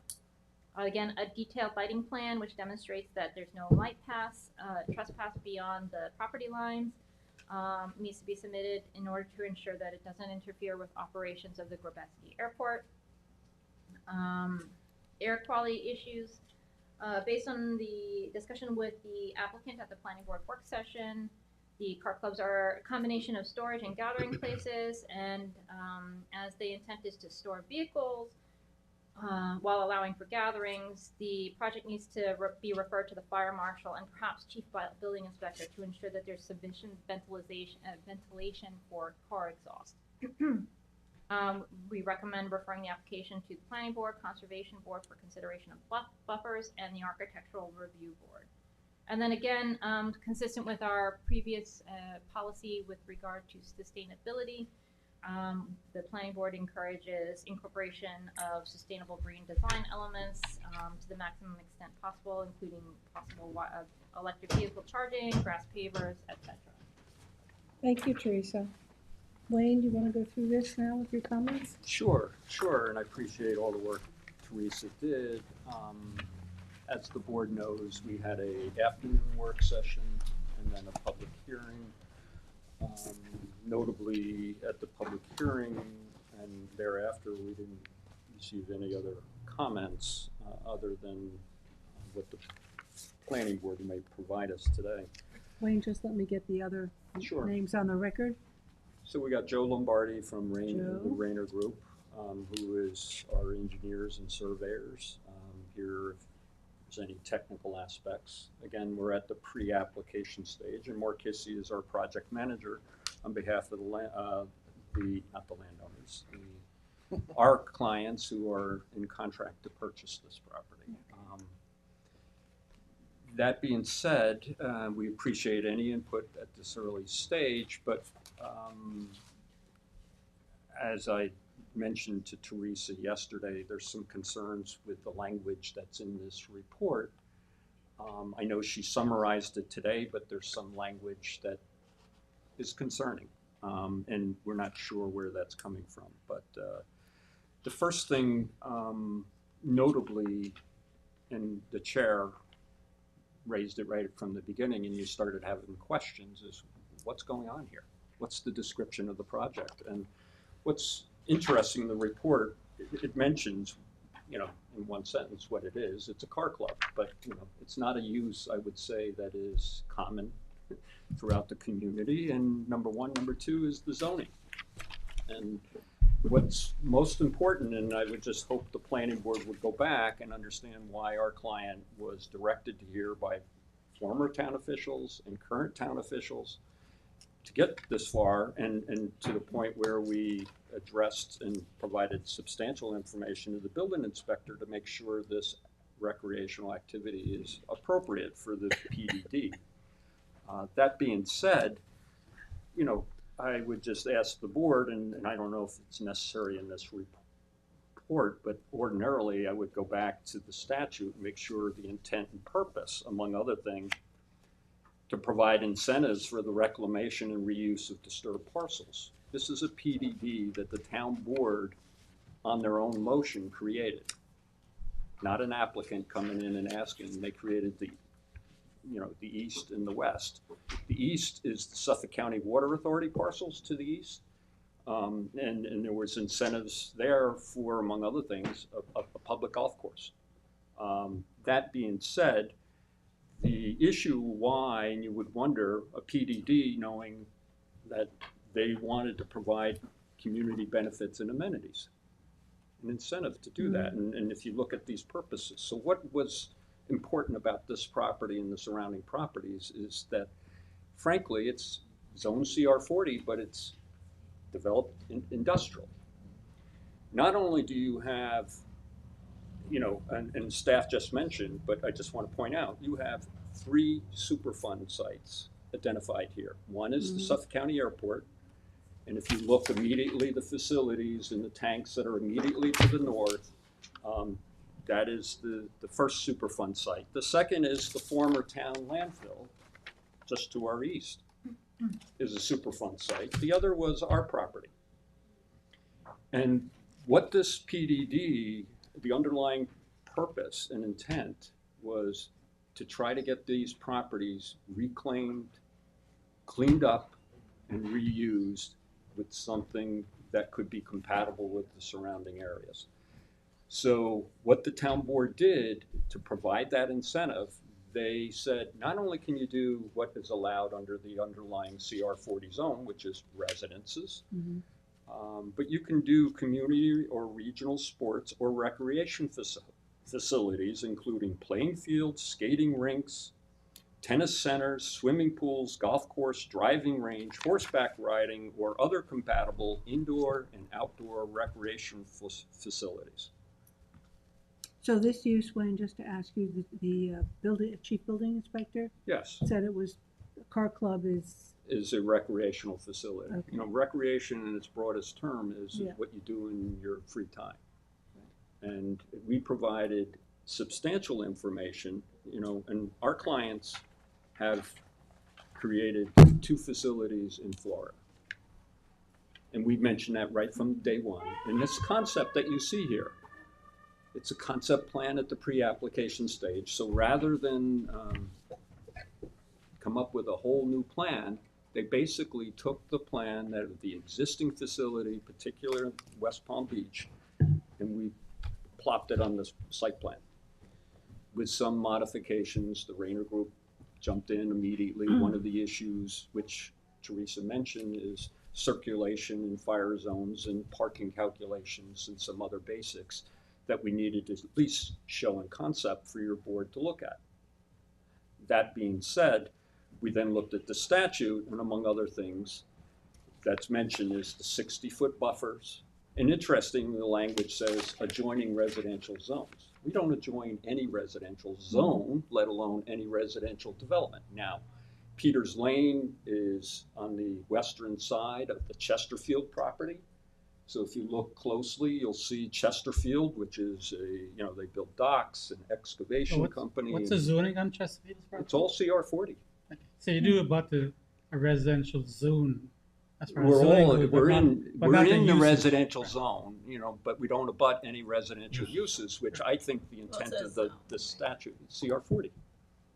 The whole area But is it has the abutting the zone. PDD. All of these properties, including the other 2 industrial properties on either side of us, are all in the PDD. So they could, in theory, have an incentive to do something similar to us. But nonetheless, forget that technicality, we're showing the 60-foot buffers. We're not going to argue, because maybe in the future Chesterfield disappears. They've been there for 80 years or whatever it is. I don't think, and there's no other place for that kind of business to go. So nonetheless, we're providing the 60-foot buffers, and we intend to, keep the existing natural vegetation. And if the board thinks that you need to enhance, like in areas where Chesterfield has encroached on our property, where we would revegetate, there's no mention of that. That's technically, but that's something we would provide on the final plans. We provide the 100-foot. And to the north, we would provide the 60 feet adjoining the Long Island Railroad and the airport. That being said, there's one particular planning goal that wasn't mentioned, and if we started with that premise in the PDD, there was one encouraging a greenway connecting with the Quag Wildlife Refuge, which is about 3/4 of a mile to our east on the north side of the railroad. In that, if you look particular, when the planning board approved the subdivision to the west of the former landfill, they provided a little town open space. And I think it was intended to be a greenway along the railroad tracks at some point. So you have the former town landfill. There's something, I would expect it in the report that there'd be some suggestion we continue some greenway along there. But we didn't see that. But Wait, I have a question. Sure. I have a zoning question, okay? CR 40, the chief building inspector has said the car club is a recreational facility. The PDD is a. Consistent with the PDD. Okay, but the PDD is a retired zone. No, it's not. It's It's still in the on the, statute. it's still on They the didn't go books? back and repeal all the specific PDDs that were created. What they repealed is the ability of the town board to use their own powers to create a new PDD. That's Interesting. correct. So Mhm. like, for example, we just did CPI Hampton Boathouses. There is a PDD for that. They are allowed to operate under their current PDD. That is part of the code.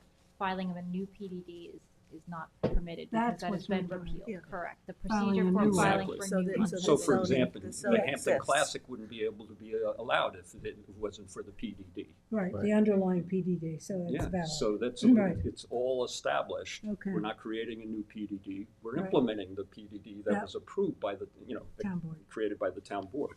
Got In the it. first Okay. instance, we wanted to make sure our recreation use is consistent with that. And we went to the building inspector and gave him all the information that we gave you about all the prior facility, how it's run, its operation, and everything else, and other important information related to car clubs elsewhere.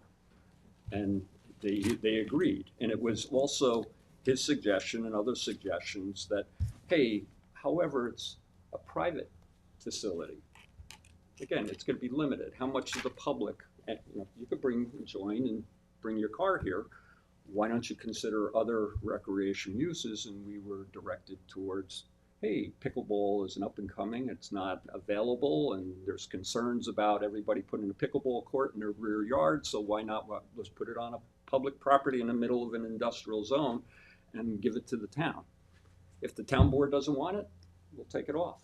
Would that be a separate parcel by At some point, we'll talk to the town, and we may have to, Chop it off. chop it off. I'm not, my report Yeah. wasn't meant Well, to say that it's one way or the other. It's just Just that flagging. obviously, No, we as we a don't town disagree. employee, I know sometimes it's hard to get staff, right? And I don't know if there's always No, enough staff. So that's We're why I not pointed arguing it out, with, right? with her suggestion. We go to the town board and make sure the town board wants that facility. Yeah. If What they about don't, car then shows? No, it's Car very, shows. it's very There's no valid car point. shows here. No car shows, We've had- because it's private. No Tried to public set up events. these pocket parks, and sometimes they don't want There's it. no public events. You know? Again, going back to the use, this is, and our description, by the way, was practically 2 pages long. And that's, to make sure when you started asking the size of the buildings, the number of units in the building, what is going So- to take place in the buildings. I thought maybe that might be for your benefit in the report, but everybody understands, so there was no confusion. Even a reference to our, could be appropriate, because someone will look at this report later on when we submit the final application and say, you're not consistent. So that's why we're concerned with the language. So that So you're means, saying So that you you're really saying there want should a be more additional expanded, language. well, their I would description of think the you would project. want. we could yeah. do that. That's Yeah, but fine. that- I can update Yeah. the She has description that, and right? absolutely Right. and add references to the plans. That's not a big deal. Yeah, Right. and so the And I think that's 2-page what the board was asking And for, it's, not was me. Jackie wasn't here for that No, one I session. get it. And I think maybe along It's- those lines, it's maybe a not- brief comment or discussion a little bit about what the common area, is for The lounge area? the lounge area It will be is or considered, isn't. in Right. my opinion, as public assembly. But one of the things we'll come back to you is with respect to parking and how we deal with this. This is gonna be like a club. Nobody else, this isn't open to the public. It's not gonna be an independent thing. Who's gonna be using it are the members that come at some point. Not a restaurant, not a bar, not No, a. there's And no, again- no commercial kitchen at all. It's gonna be Right. that's what you know, just So, the but anyway, we'll- clarification needs to be given to the chief building inspector, and he makes the final decision, and then it gets incorporated. Yeah, I mean, that's, Yeah. we're not arguing with any of those points. Let me just go through part of the thing. We don't disagree that it's a type 1 action. We don't disagree that we need to provide you with information about the potential development of the property in the future. And frankly, the two choices we have are some other regional community recreation facility or residential. They're the two choices that the code allows us, nothing else. Mm-hmm. So we can show you what that is and so on. As far as building sizes, Where are you reading? What Number page? 4. You're reading from the report? You yeah, commented from on the report, number page. 4, but also in the project description, there was a comment about, you know, each of the buildings having a footprint of 15,000 Yeah, greater than, you know, the relevance of that, I don't know. There is no restriction on the size of the building. 15,000, the only restriction on 15,000 in the entire code is in the highway business zone. So the relevance of that, you know, if the description was correct, you would have had 4 buildings, each of so many square feet, which we provided, and what they are, just facts. But the comment, and I just have to, maybe Mark can make a comment, but you know, our clients who came to the work session, to the public hearing, and had a certain impression of the comments that were coming from the planning board at that time and questions, and thought there was a certain concern. I don't know if you wanted to say anything. Yeah, I mean, you know, they're not used to our process here. As you know, we together have been through a few of these, and they didn't know what to expect, and they came out of this meeting just with a very, very positive attitude, because they thought, great, we've made the proposition, we've done a homework on it, and it seems to be we're all on the same page. And the report did spook them a little. There were some comments in there that they thought, oh my God, you know, what's happened? You know, we're backtracking here a little bit. I reassured them that this is the process that we go through,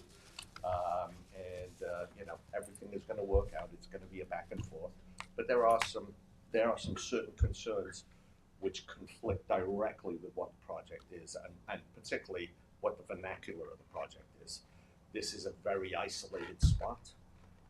We have buffers, and if anything, the vernacular is very similar to what is really close to it, which is the airport in the north. And there is a certain, to be honest with you, airport commonality with the car club concept. There are sort of airport references and things. So that was one of the reasons why they thought, hey, we're in great shape here.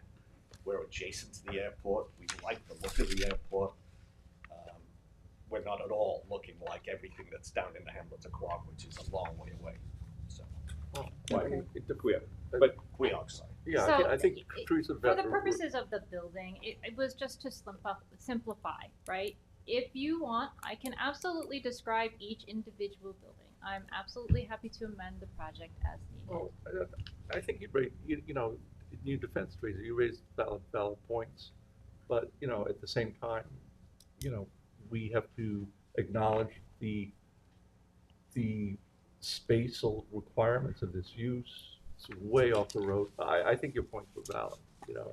So I do also, I mean, let me take some points and just identify. So one, you know, the reference to 15,000 square feet is a negative connotation of some Right. sort. And it's irrelevant to this project, Yeah. because there's no size limitation. It's PDD, the board determines that. And we understand the use, your use is going wait, no, to require a certain footprint in square. but Exactly. wait a minute, I mean, she didn't make this up.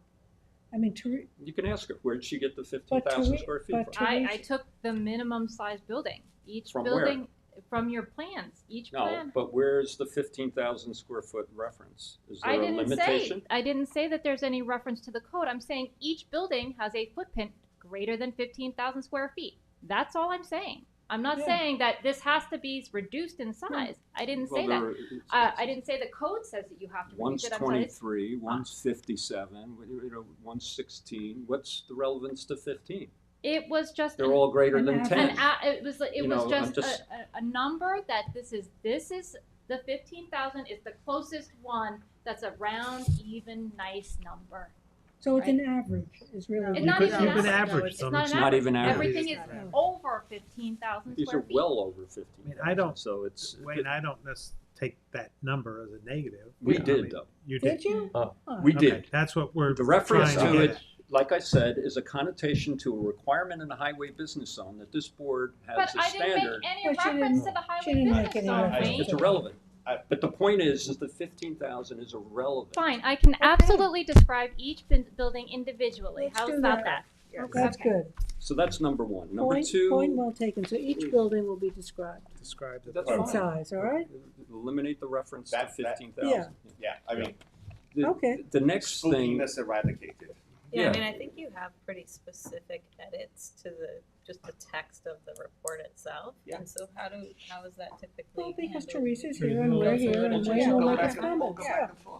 So, Yeah, so go ahead, what's next? so under the building size, you had that reference again to 15, but then there is a little mix of issues. One is reference in total floor area, and then all of a sudden there is a reference to lot coverage. Floor area and lot coverage, two different things. Right. And by the way, the reference I mentioned about the future development plans and so on, You're fine with we're that. fine with that. That's a seeker issue. So We have to Teresa's address gonna it. give a detailed description of this, and you'll pick it up from their Absolutely. submission. But No big deal. this last sentence under 4, though, jumps from first a Consideration. reference to lot coverage and then to floor area, and then consideration should be given, and it's. All right, it's so the you think que- that should be under architecture? Well, it might be an architectural question, but again, Mm-hmm. what's justifying your recommendation, given what I Mr. guess the Finnerty size- just the described what our response- use is? It is a Yeah. campus style, it just happens to be larger Probably buildings. best to give us a response why that, Well, we're gonna do this Right, with right, the you're final gonna respond, submission, but I right. just wanna point these out. yeah. The second thing is now going to number 5, and this is very important. The first thing you asked is, what are the boundaries of the Queog Right, heritage? First, you need to know, what is a heritage area? Do we know what that is? So we'll read what the code says. A Hamlet Heritage Resource Area is an honorary title bestowed in recognition of the special character of a neighborhood, hamlet, etc. Properties selected as a Hamlet Heritage Resource retain the same current town rights, uses, or regulations. Properties selected as part of the Hampton Resource Areas are not designated as town landmarks or town historic districts. The Hampton Heritage Resource selection is for honorary purposes only. So that being said, in 2008, the town board received a report, a recommendation for the area. And if you go to that report, which is online, Mhm. it's a report that basically says there are a number of properties, buildings in this particular area that have some historic character. And as such, we ask you to create a heritage area, this honorary title. There's nothing else in this report that gets to what is an architectural vernacular or any recommendations one way or another as to what would be important if you were building anywhere in Queog, let alone on our property. It's just a broad statement, It's essentially? just a broad statement, but you asked what are the boundaries? It includes our property. But you also see, this is part of that report, the black parcels supposedly have a contributing parcel. The most interesting to me was, well, what about this parcel? What is that? This Suffolk parcel County- over here is the Suffolk Suffolk County County. Water Authority well site. And why? If you go to the report, well, one of the old brick buildings that were there was part of the Quantuck Water Company, going back many, many years. Yeah. But otherwise, you have the Suffolk, I don't know what the Suffolk County Water Authority has done to the building or not. It may still exist, maybe it doesn't, but it's there, but you've got this entire vacant parcel. You see, you can see it on the right-hand side of that aerial up there with only those little buildings. So I would say, and as I looked at all these properties, that's about the only commercial type building, if there's any, that might influence what you would do with a community recreation building. More importantly, I looked a little further, and I looked at this parcel, which is the closest to our property, and find out it's vacant, whatever was there. Huh. In fact, the report in 2008 left it with a question mark, but it's vacant. So that parcel, there's nothing. Eliminate that. The closest structure or property is the Presbyterian Church, which is about 1,600 feet from, as the crow flies, across Montauk Highway, South Country Road, To the other directly to side? the south. On the south. Yeah. And Across from Stroh. that's the closest. Now, remember, that's 1,600 feet to our property line. We're another 1,500 feet off the street with a buffer. Can't see this from any, public area. That's the first property.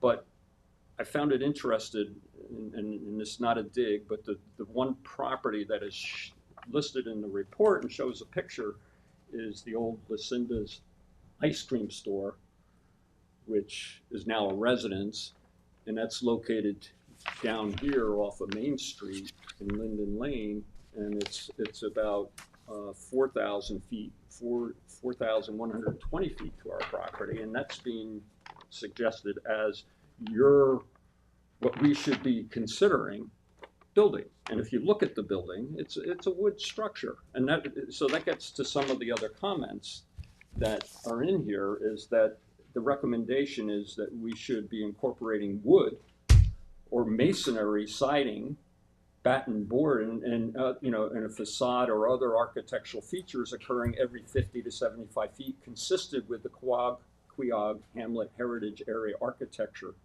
and as illustrated in Figure 1 below. And that's the picture of the old building, which we don't even know the condition of, but I think it's still there, and it's a dwelling. But the point of it is that is not what I would use as a recommendation for a regional community recreation facility. Okay. And that is a concern. My client saw this and went berserk. He doesn't want that for a car club. Absolutely So not. let me ask you this to clarify. What you're saying is that the Quogue Hamlet Heritage Queog, Area, yeah. Queog, has no architectural specs in it. No. It is not that specific. It wasn't So, intended Teresa, to talk either. Yeah, talk So about I met with Ms. Shearer on this project when I was reviewing it, and we both discussed that this is underlying residential zoning. There are residential zone, developed properties in very close proximity to this. So not necessarily, 1850s farmhouse, right? But something that has a residential feel, something that has a more historic feel than a large blank facade with roll-up doors and things of that nature. Something that has a little more kindness to the architectural feeling of the adjacent and nearby residential communities. As you can see, the only parcels in the the PDD are the subject property, which is these two, and this commercial development. The rest is surrounded by residential development. So what we're asking for, not necessarily, again, that specific, but something compatible with it. Maybe not completely masonry, maybe not completely board and batten, but with features like that, so that you're not staring at 1,000 feet of blank wall that has roll-up metal doors. Maybe some, breaks in the facade, so that it's not just a straight metal Morton building that is not kind to the residential community in the surrounding area.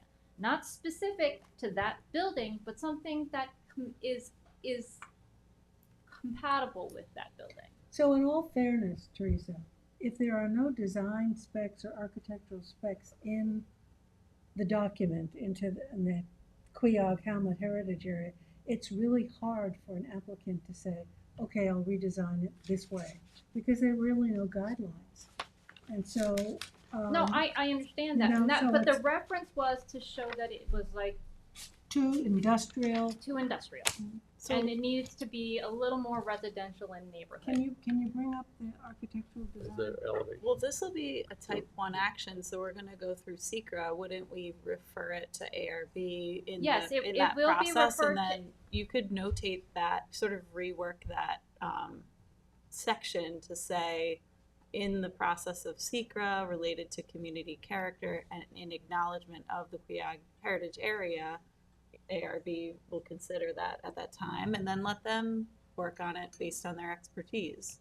But we also have key input into Yeah. that, this, And- with a project this size. Is Right. there a blow up of one of these Yes. facades And somewhere? is this exactly Teresa? Not a rendering color what you have rendering, at no. Palm Beach? Is this like a replica of what you It's have? exactly, just, I started this conversation, Yeah, and they what have we two did was others. plot what was in Palm Beach. Now, Right. given What are the consideration, but we materials? need to go back, again, to the intent. What we have Yeah. is a recreational building. Yeah.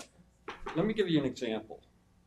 What is on a former or existing Superfund site, which is a recreational facility surrounded by residential development?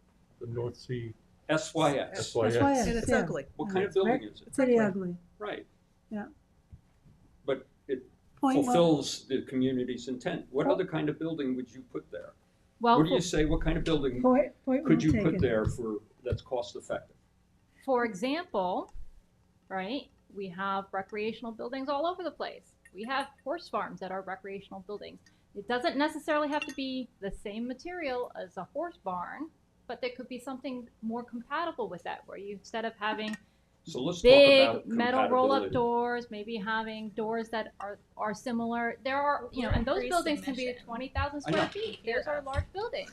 Yeah, but I want to make sure you understand, and when you're writing I this understand. report, It's which pre-submission. says, You're gonna Understand change both it. sides. I know, But Wayne, can you tell us the material of these buildings? it was metal. Are they're all metal? Yes. The top parts, and what am I Yes. looking at?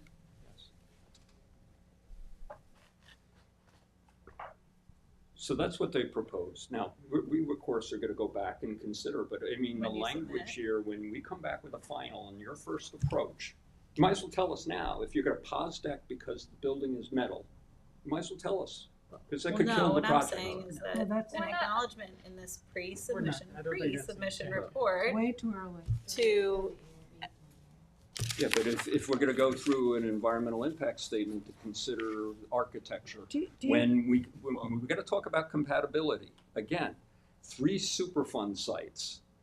We're adjoining 2 industrial uses. We're required nonetheless to provide 60-foot buffers from those adjoining industrial uses. We're 1,500 feet with this facility from the street. It will be invisible. No one's gonna look at it. I'm agreeing with you and just saying, I think it's a little premature for us to go into all the major architectural details. There's a overlay district that does not have any that we've discovered from your presentation, Wayne, that does not have any strict, regulations about architecture. We are gonna go, you hear us about consideration of materials that might fit better within this area. It's going to be a type 1 action. We are going to go through SECRA, and at that time we'll consider. I don't think that it's going to come down to a positive declaration on architecture. That's a little bit of an extreme. Well, we're telling you, though, our Yeah. client with the But final the language application in will this have that building. report, the language in this report should be changed, to your point, to say, Right. not that it should be that that. The point Okay. of this recommendation was to put them on notice that this may not be appropriate here, right? And that maybe changes to the facade, which more mimic a residential surrounding area or is kinder and more compatible to that, should be considered, right? Is to put them on notice. This whole point of doing pre-submission is to say, these are the things that you should be on notice about, right? We're not gonna resolve every single issue today.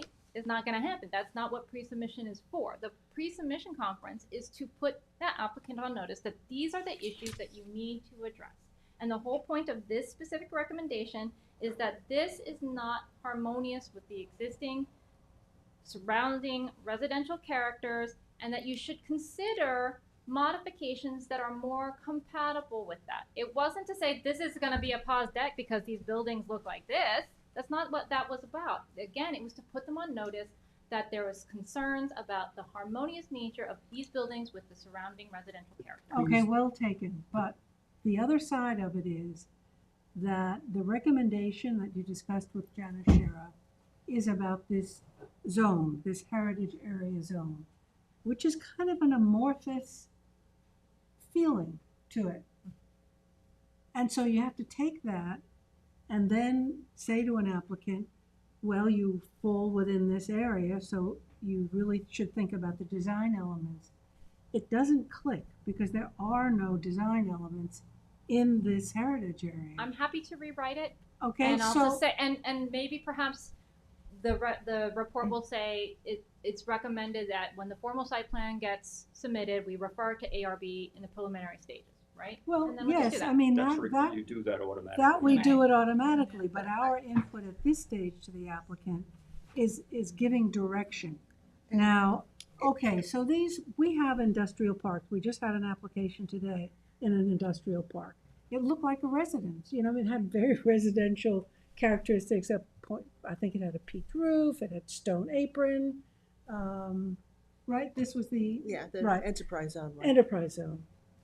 But this is a different animal. I mean, this is like a unique animal here, at least as I see it. And it reminds me, in a way, though the materials are very different, from the Reckler facility next to the airport, where those are flat, low, but glass, very nicely designed It's a buildings. lot more similar to that. But those materials, I mean, that's a very handsome development. So take a look at that. I think also in part of this process, the second facility is gonna be wrapped up and we'll show you exactly what these look like. Yeah, George, you know what I'm And they talking will about. love Yeah, it, honestly. I mean, I don't think we should be taking what worked in Palm Beach and putting it here. We are two different places. Oh, I realize that. And so I think the idea of Teresa saying a horse barn, not specifically, but that sort of, it looks like it belongs at the Hamptons. Oh, I mean, Reckler is at the airport. This is close to it, but it's not. I just.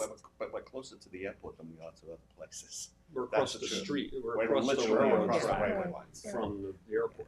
I think this is the way to handle this, not having staff rewrite it. It's just, here's the report, respond, tell us why these issues are raised are not applicable to your project, and address it. We will, And but then I we'll have just it wanna we'll make have it in the sure record. that when you know.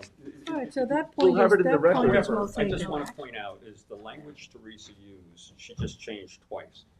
One is that she's making a finding or a recommendation that this is not harmonious with the surrounding area. And your That's an res- actual and determination, your and we response, disagree with and that. your response Right. is that the surrounding areas are another landfill, an industrial My question site. is do you recognize that? We We will. are. I'm when not you making tell a us recommend, when you I'm tell Well, why not do I making a have, we finding, already I'm told making you a that, and that's recommendation. what we expect to see is It's because important to get it in the it's record. surrounded by these industrial uses and the important. Superfund sites in the Yeah. airport that the And you're architecture, but elevating nonetheless, those areas. You're not on, is this not a Superfund site now, is it? it is. It is a is. Superfund Yeah. site. So is Yeah. the town landfill. Has it been former, and retired, so then more years? No. No, Reclamation? because that's what That's- we're required to do as the public benefit here is clean up the site. It's reclamation. Yeah, So, I mean, this is. I mean, It Wayne, was I dumped hear what on you're for saying. years Yeah. illegally. Sure, of Uh, course. The report should put into documentation anything on notice from the board or the town, but things that are rules and regulations, not subjective interpretation, right? And that item in particular does say it needs to be changed, and that's not accurate. It seems like if we can have them go back and forth to edit this to where both parties are satisfied with it, could we review it at a future meeting? Because it Yeah, seems I like mean, there's we'd a be lot willing of to just do like that. text edits Absolutely. that need to occur. Is that? Yeah, and by the way, we're in contract and we gotta deal with the seller, and when something, God forbid, I don't know what they would think, but if our clients had concern with language and got a certain impression, and it is exactly as you described. It's one thing to express, this is what the code is, and identifying there could be an issue, you may want to consider or address this with the final application. But when it comes back and says language, All right, it it should should. be incorporated. It It should must ins- be it should changed. instead of could. That is a problem. Right. Minor modifications. It's language. I think mean, it's language. Teresa could probably. Teresa's strong, you It know. did say should, right? Right, so Right. so that could be a could. I mean, because it's consideration. We're fully so can we amenable to working Yeah. this back and forth. Yeah. We've done it before. All right, Fully so amenable. All I right, so think we've, Teresa. I think we've, kicked this dead horse quite a bit. Is there anything else I that actually that have- you had concerns about besides the buffers? I think it's really important to not just identify the code by its words, which mean nothing to me, is to actually have a piece in here about what the code Of the is. code is. The Because standard, that, which you normally do in staff reports, special exception standards, here's the standard, here's my because, comment. I mean, your explanation is the first time I've heard that. Stupidly, I didn't try to look up the code to read it myself. And so that puts, to me, a very different perspective on this application. Because it's in a real strange place. Well, the discussion today is You got really that about right. our action. Do we adopt this pre-submission conference report? Are we comfortable with it? And the answer is no. So there's no deadline on that, right? We There can is. Well, there is. consider I it. think We'll today is the we'll deadline. consent to an extension and I'll You'll work reach with out. Teresa. Joe Right. and I and Mark or whatever, will reach out with Teresa and we'll look at it and. Good. You know. Good. It is When an is- when is oddball the piece of actual property, deadline? that's for sure. Now, one of the things I Today. mentioned, and I think Teresa, you might have picked up on it, is the Greenway proposal. And I think that was a comment we heard from somebody in the board to talk about what's gonna happen with the existing sand pit. There's no mention of that here. Mhm. Obviously, we That's a gotta deal. contiguous parcel, right? No, Same No. piece. It's the same piece. yeah, this Yeah. area on the north part, which is Oh, was the a former disturbed- sand pit, which is where disposal of things, and that's where we found piles of material, which our environmentalists are working with the DEC now to get the exact remediation of that. But it's, at the end of the day, you still have this disturbed area, which we're not constructing on. And what's gonna happen in that area, plus, here was, the thought, part of the PDD was, at some point, is there some sort of greenway along the railroad tracks? And I just think that's something that came up at the meeting. I thought it would be in the report, and I've been telling the client, hey, you gotta think about this. Right, well, Teresa can add it. Well, I'm happy to add it, and I'll Track discuss it changes, with you Wayne. further Come on. this week, Oh, okay? we try. Yeah, Wait. and, I mean, you've got to I'll discuss it with you this week. Yeah, You've absolutely. got an application for a use that we've never had before, so that creates questions. And in an area that's zoned strangely. Very strangely. Tell your So- clients. So we're But We're we're being put- creative. we're Tell trying to them- put, Everybody's we're being trying to Tell them put to 3 breathe. round Tell pegs your in 2 clients square to Tell your holes. clients. Where- Still have positive You're momentum. right. Where's the Cove Club? What town in Florida? So the original one is in Riviera Palm. Beach. No, West Palm. Let's West No, Palm. another one is, it's Palm. Oh. Yeah. West Palm? Yeah, so they're called, original one is Alpha, the second one, which is being wrapped up right now, is Bravo, this one is Charlie. Charlie. That's Oh, why That's why it's Charlie. That's why I Minor. didn't. Yeah, Got that was it. Mr. All Fletcher, right. who's Charlie. Okay, thank you. As Wayne's folder gets fatter and fatter. Thank you. Thanks so much. First one. Jackie, do you mind if I just do my No, two other no. things real Well, quick? before you do that, you want a resolution. Yeah, we want an extension. Extension. To Extension. the 26th? Is that- Yes. I'll move it. Okay, motion for an extension to the 26th by Dennis, second by Kate, all in favor. Aye. Opposed, abstentions, 6 in favor. Teresa, thank you. You're welcome. We'll do it right, I promise. Where are you taking us, Teresa? Teresa, you What want number? one more? 13? I got 13? 2 more if you Go ahead, don't mind. deserve it, yes. The What is first one is 103 County Road 39. Item it? 13. Number 13. And then the last one will be the Thank you. first of the Lakewood Park Old File maps. Number 16. Number 16. Yes. Yeah, okay. Okay. So 13, 103 County Road 39, 103 County Road 39. This is a site plan application for a medical office with about 14,000, a little over 14,000 square feet. Disturbance of the entire parcel in order to create parking. Let's see. So what we're doing today is assuming lead agency. We had referred it to, we had coordinated SECRA because it is a type 1 action. No agencies responded. So today we are assuming lead agency. And I do have attached there for you a draft EAF Part 2. But I have some concerns with respect to the EAF Part 2, specifically, where did it go? This is the property that's kind of Next to the opposite- cemetery. Next to the across from cemetery. Yes. Yeah, Burger just King. so everybody knows. This is Burger King, this is the cemetery, this is the church across the street, okay?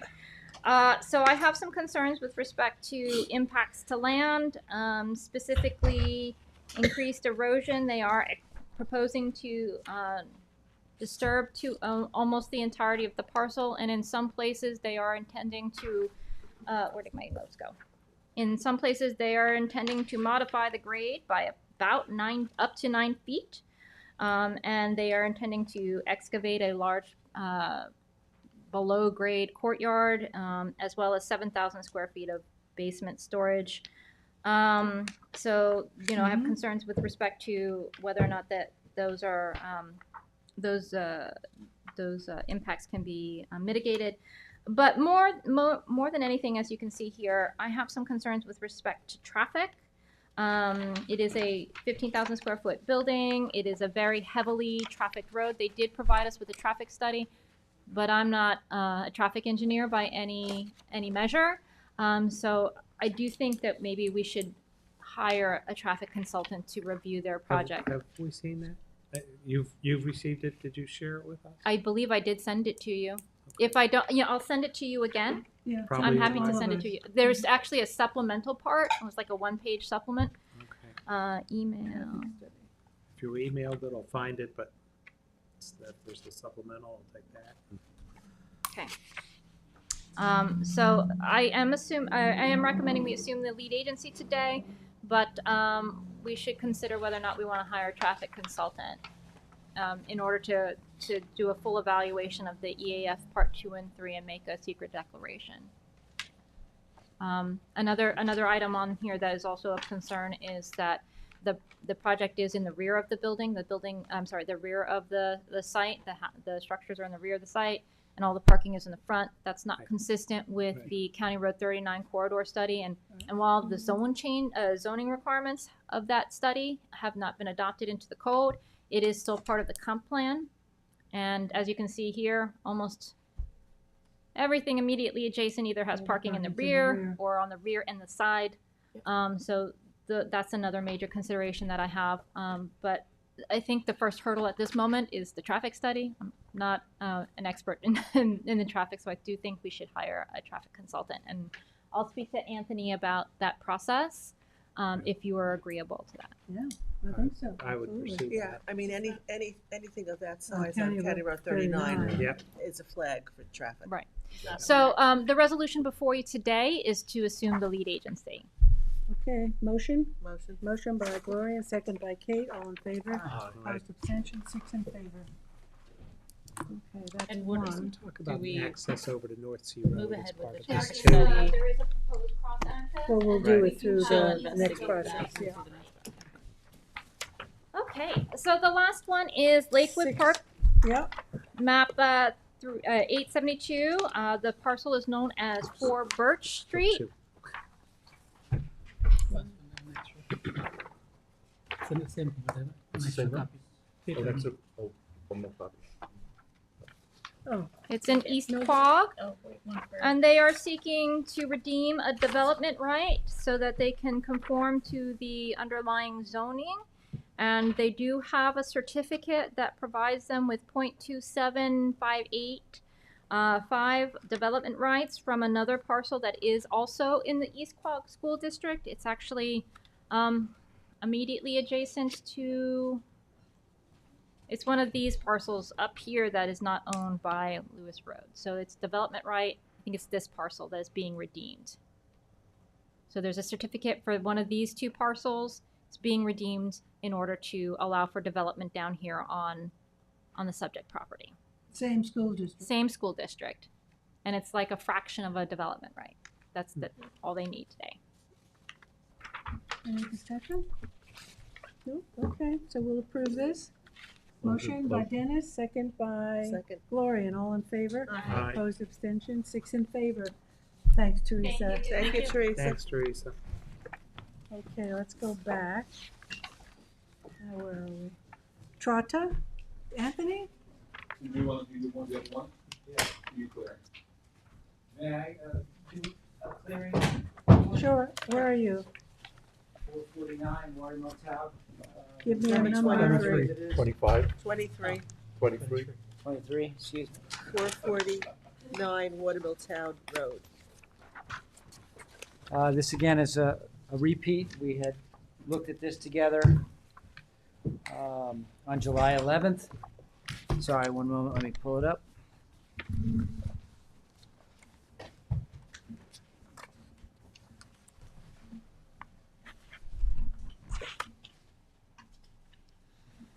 This one had quite a bit of topography, very low lying, and where the pool was situated down, so it all slopes down into a kind of kettle pot kind of scenario. It's 47,480 square feet. The applicant is allowed, the applicant's allowed 50,000, sorry, let me slow down, 50% clearing. It's in a CR 40. When we last looked at it, they were proposing clearing more, even though they were already over cleared. So that we asked the applicant to come back to us with a better plan, which they have done. They are not proposing any more clearing than what they have to begin with. They've altered the layout in order to do that. They've changed their driveway entrance. They had also done some additional changes to the layout of not the buildings per se, but the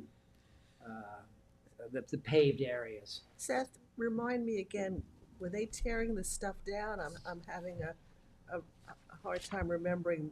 Yes. So please. Yeah, it's a demolition of You want to give proposed, us your name? Brian LaCassa with the Adam Miller Group, attorney of the applicant. The applicant is proposing to demolish the existing house and pool and construct a new two-story house. That's what I was kind of remembering. Yep. Okay. And they had we've reduced to some degree the size of the disruption to the property. We are no longer requesting any additional clearing. And at the end, we'll be at 43.9%, where 50% is allowed. So My recollection is that, Seth, when the original application came in, you were concerned that because of the slopes that it would be impossible for them, or you suggested it would be impossible for them to actually build a house without overclearing just to get at the. Yes. So yes, can I had you brought that up. Can we address that? Yes, and actually the applicant has submitted a construction protocol where I had seen the proposed plan for a 20-foot basement, and it was 15 feet from the edge of clearing. So I was afraid that in order to do a 20-foot basement, they would have gone into pushed the existing clearing line back. So we did speak about that, and they have submitted a construction protocol where they are telling us that they will put in sheet pilings, which they're going to drive steel plates into the ground along this border here in order to keep that lateral movement and the clearing. So they will not disturb the area upslope. They will preserve the slope with these sheet pilings. This is something that is done quite often in the coastal area. Yeah. Apparently. It's new to me. I can read you about the process if you. No, you don't need to do that. You don't need to be up here until 6. Sorry. A lot more to go. Would So they- at any rate, they have addressed that. Would they remove the sheet piling at the end, or leaving that in place? Because My removing that understanding is it comes out afterwards. Agreed. without disturbing that area behind? Would they have enough space to go in and remove it without disturbing? Why can't Let's it hope so. remain? Maybe it can remain, can't it remain? That's Why what can't I it was asking. remain and be covered over? I can't imagine I mean- we would want it in there to begin with. When I took the same questions over to the building department, they said that they removed them. So that was their understanding. I mean, on the coast, they keep them. Yeah, but They that's to prevent water Erosion, erosion. yeah. This is I thought maybe to This is just stabilize, like a, to stabilize the hill, to keep it stable. Do you have a preference? No. We certainly. as long as they don't disturb.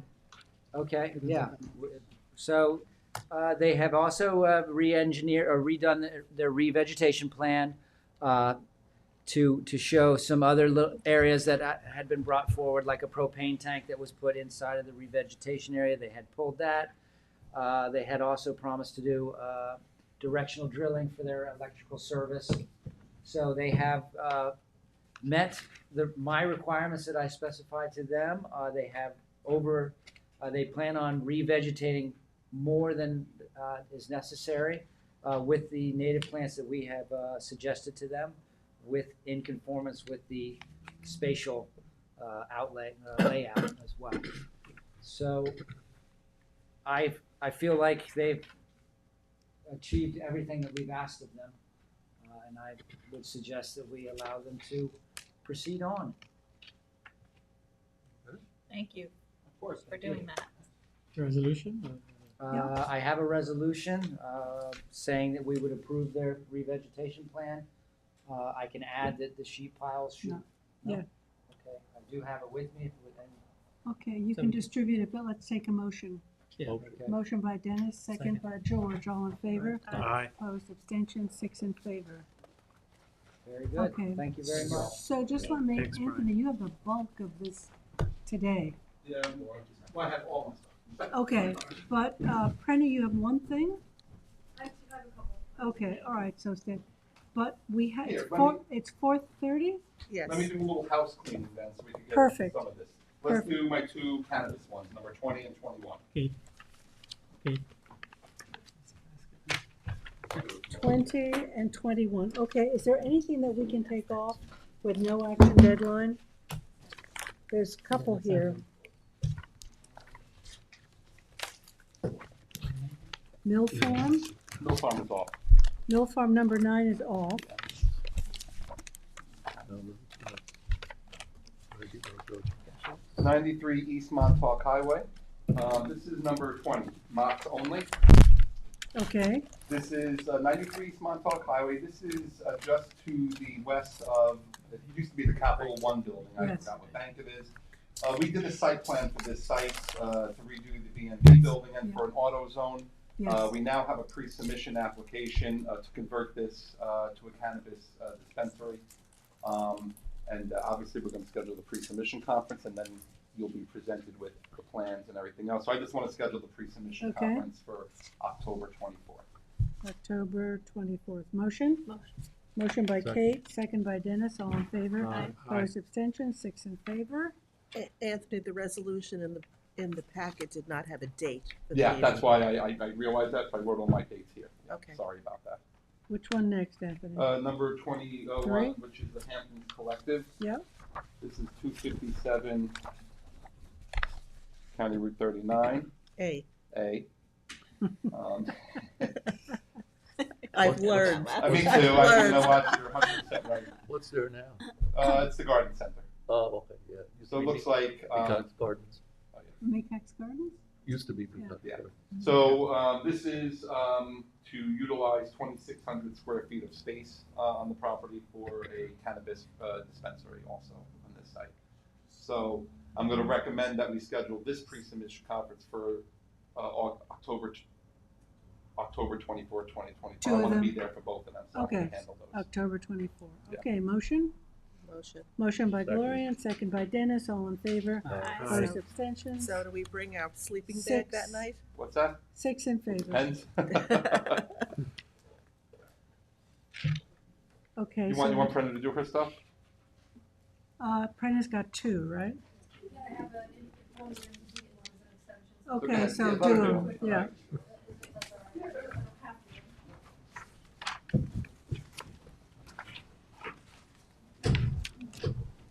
So, 1004 Montauk Highway, Yes, that's the medical, office building that we, number 14. The old diner site, Oh, I'm sorry? the old diner site. Old diner site. Isn't that the Hampton Bays diner site? No, this is No. the, in Watermill on the corner of Lumber Lane.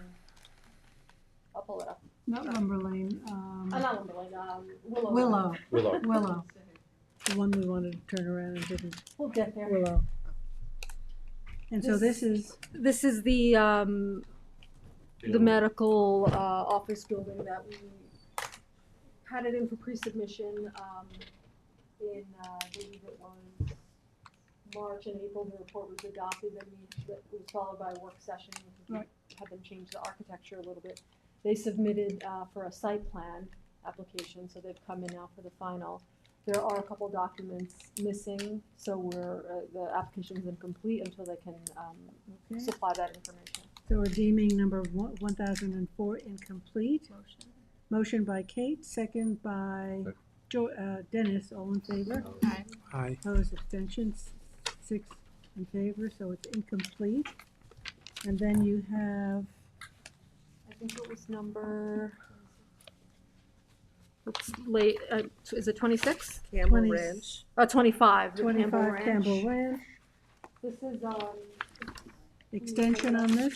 yeah, it's at Horse Farm on the corner of West Pond and New Light Lane. I think it's 6 West Pond. There was I guess originally it was approved around 2/1/11, but in 2022, they came in for a site plan modification, special exception application. And it was approved on September 22 of 2022, and it expires this month, the same day. And they're looking for a 2-year extension. And that would- Kieran Murphy is here. I don't believe there are any changes to it, so there's really no issue. There's no changes, it was just to add, we added 5 horses on it was split into 2 parcels, and we're supposed to build, agricultural housing in one of the buildings, so there's no expansion or anything at the site. And I was wondering if we could put parentheses, maybe Cahelli Stables. Up to the microphone, maybe? Yeah, Sorry. and give us your name, Karen Karen. Page Murphy, attorney for the horse farm, which the site plan's called Campbell Ranch, but it's since been changed to Cahelli Stables. What's it called? Cahelli Stables, that's the owner's name. Khalily Stables. But you don't, Kieran, all. Oh, they just stay with the same name? Yeah, all the. Okay, the that's fine. applications. Yeah, it's gonna be easier for staff. Yeah, but- no, that's but- fine. I was just Right. asking. That's all. But yeah, Okay, so so- it's been for sale and there's been some delays, but it really is not changing any of the structures This that are is the there. one we did a lot of site plans on, Yes, this one. yes. Remember that? And- Yes. Yeah, and So this one was just, the last one was adding 5 horses, which we already had room Yeah. in the existing building, and then to convert an existing building upstairs to allow for 4 Staff. agricultural staff. Right. So nothing, it's all inside Okay. work. And Prina, this is the reference that I was talking to. Oh, yeah, and I have been looking at it as well. Okay, Yeah. great. Okay, so what's our action here? A 2-year Extension. 2-year extension? extension Sessions, to, yes. September To- 12th, 26. September 2026. Yep. Oy. Okay. Motion. Motion by Dennis, second by I'll make Kate, it. all in favor? Okay, 6 in thank you. favor, thank Thank you very you. much. Yeah. All right, so it's all Anthony. Yeah. Anthony, It's the Anthony show, Talk fast. starting with number 7, Anthony. So that's actually just going to be, that's the Calissa restaurant. Yeah. In Watermill. We had a pre-submission conference. There's a couple of other things in that site plan. There's been expansions that happened. So I'm trying to capture everything. So we do this all in one shot. So they agreed to an extension until October 10th. Yeah, this is Trata Restaurant, Trata Restaurant, not yeah. Calissa. Extension to 10/10/24. October 10. 24. Motion by Dennis, second by Second. Kate, all in favor. Opposed, abstention, 6 in favor. Noyak Northway, Northview. Northview, sorry, LLC. Northville. Northview Hills Court, Noyak.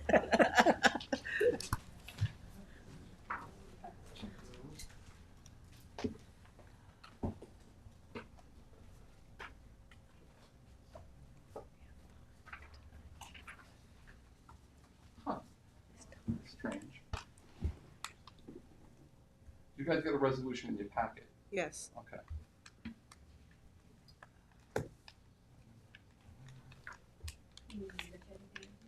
Wayne Bruin, if he's out there. He is, he's still out there. He's out there. Let me just give you 1 second. Sorry.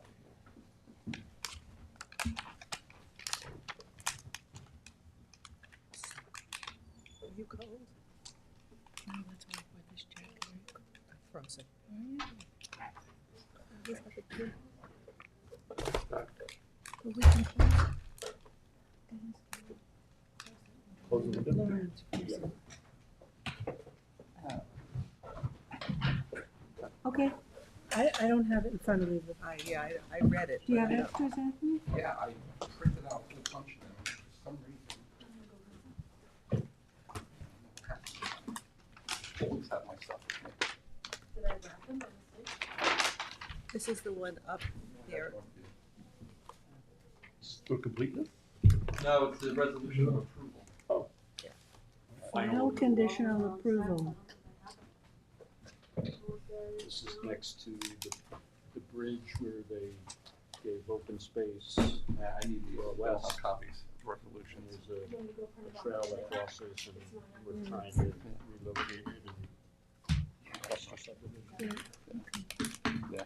Yeah, you can start. I'll start. So Yeah. did Wayne show you the map and everything? Yeah. So yeah, this is a 4-lot plan. It's split zoned, R80. So basically what you're looking at there is they're putting the 4 lots across the street here where the other development is, and then a big chunk of open space to the north here, a strip that comes down here, and then down here as well. So basically you're getting this nice open space plan surrounding. It represents 50% within the R80 zoning district and 65% of the area within the CR 200 zoning district, I think for a total of 56% preservation on the property. So we've looked at this. The open space is proposed to be dedicated to the town. There is the existing, it's really quite a good subdivision layout here, actually. Is that East Court or something coming off of it? What's the name of This? it? Northview. East Northview Court and Eastview Court. Eastview This Court, is yeah. off of I was just Noyak up there Road. the other day. Yep. And as you can Eventually, see, it gets up to Yes. you know, this property Noyak is right Road, at and then eventually it's at the Palmanock Trail. There's actually some, you can see it on the subdivision map, there is an existing trail. It's shown in the map, and it comes up to where the proposed lots are going to be. And the applicant has shown, and it's included in the resolution, they're actually going to relocate that trail to be within the open space that's being dedicated to the town, and it's gonna link them to Palmanock. Right. So it's about as good as a design you could get out of a Yeah. subdivision. Yeah, that's So, so I did my resolution, which, you know, if you don't have it in front of you, I'm sorry.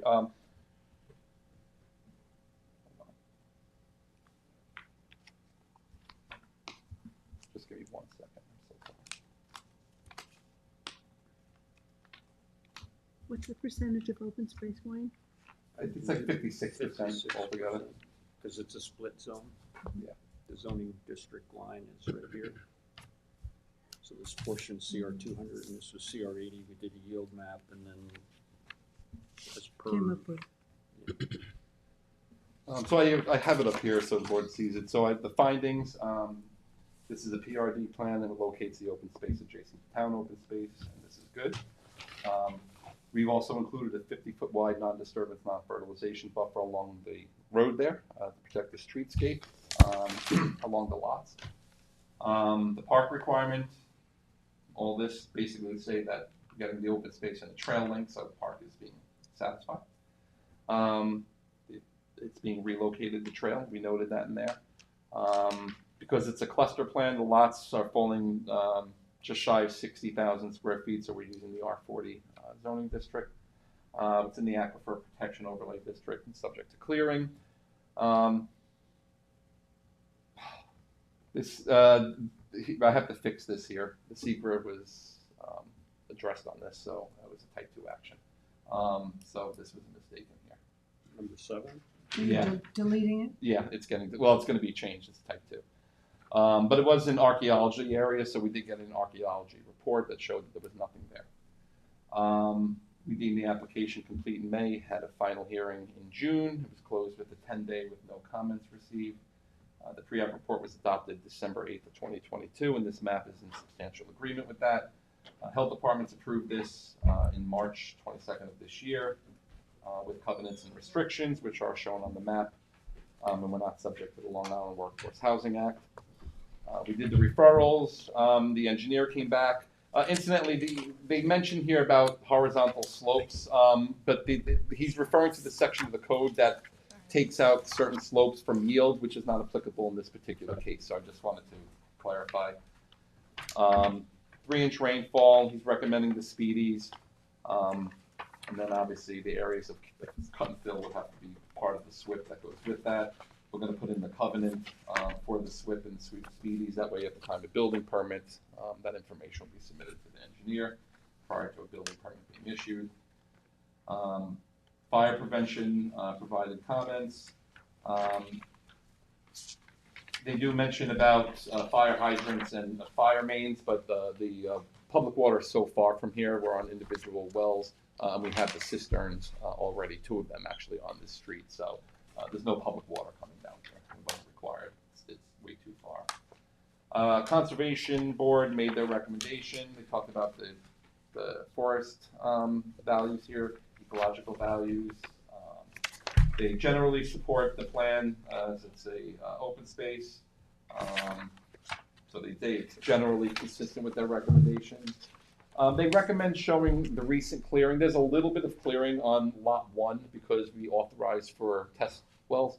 But subdivision maps at the county center can't be filed with those types of information on there, so we're not going to show the existing clearing on this final subdivision map. However, we do note that the lots are subject to clearing restrictions. We are going to have those percentages on the final map, so that is going to be noted on there. Anthony, I just want to remind the board that that clearing was to do the test hole for the health department, which you authorized us to do, and it's in the building envelope on lot 1. Even better. Oh, good, okay. Even better. So that was the Conservation Board. We didn't get any other referral comments. So resolved that the subdivision map be approved subject to the following conditions. Just provide the maximum clearing permitted for each lot on the map. Everything else is on it. Shows to be dedicated, shows the trail. So it's good, the postal delivery numbers. Covenants and restrictions, no further subdivision of the lots, no lot line modification without planning board approval. 75-foot separation distance for the driveways on lots 1, 2, 3, and 4.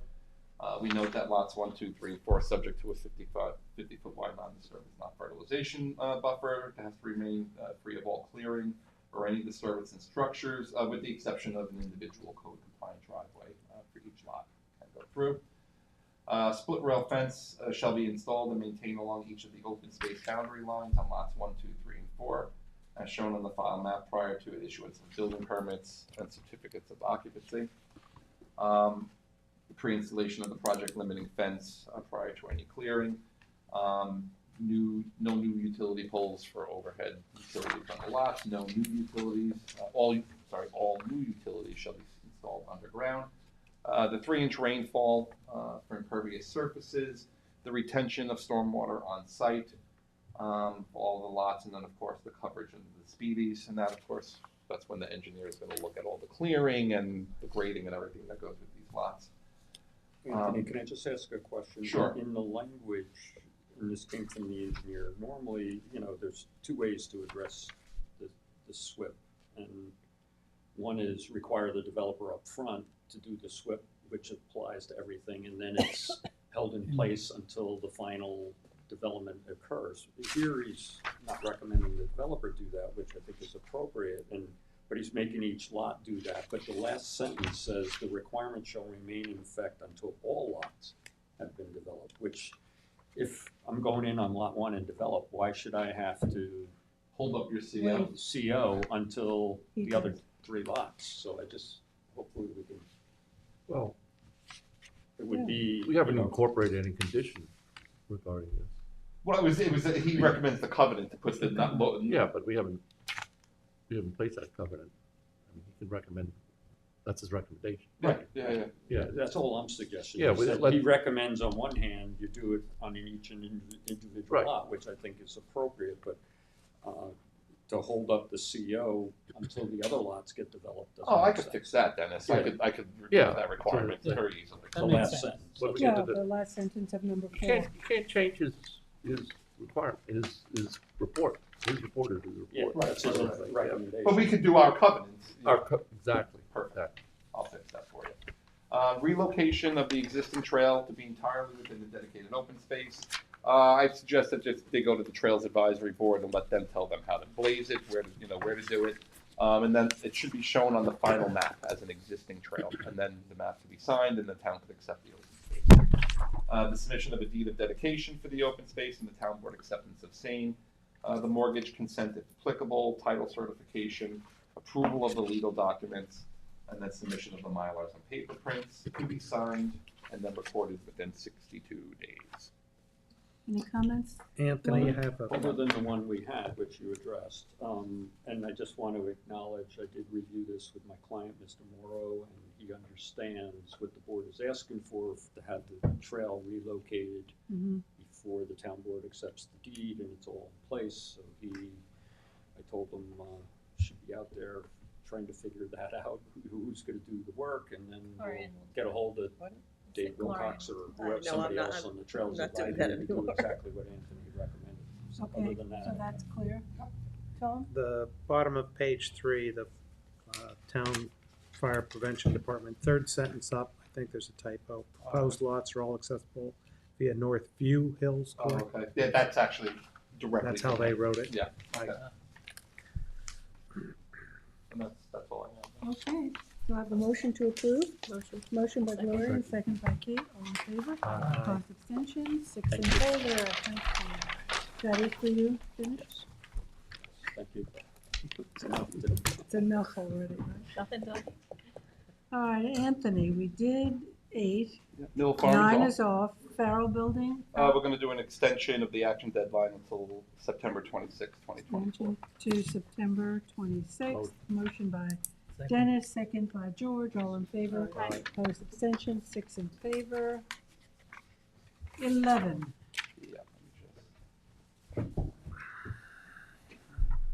Oh, I think I mentioned, and I want to go on the record, that this Farrell property, they are excavating as we speak without an approved site plan.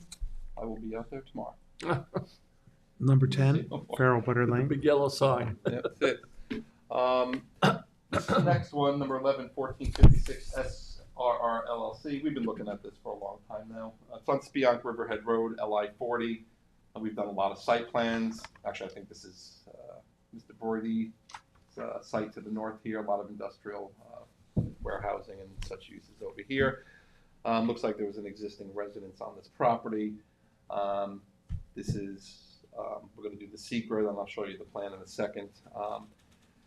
For basically, it's a special trade contractor or warehousing type of uses in 2 buildings, totaling, I think, roughly 26,000 square feet.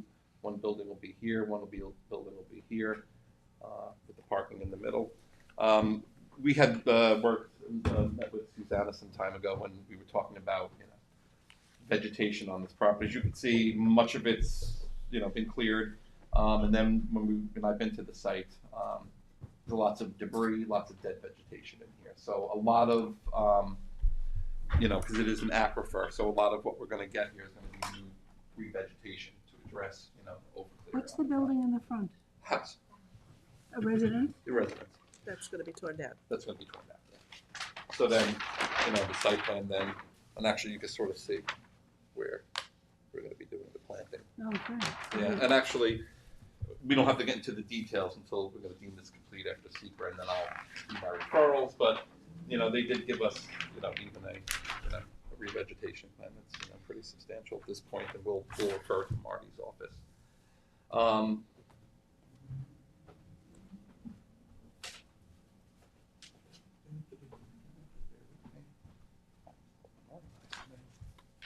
Usually you have your little reports all ready to hand out to us. It's so strange. I felt so prepared before I got here. Someone took them And then I'm you telling came. you, something. It's a poltergeist. They're not here in any way, are they? But we're gonna do the secret on this, and It worked okay to bring it up on the screen. did that help? Did that work? Actually, that's even better.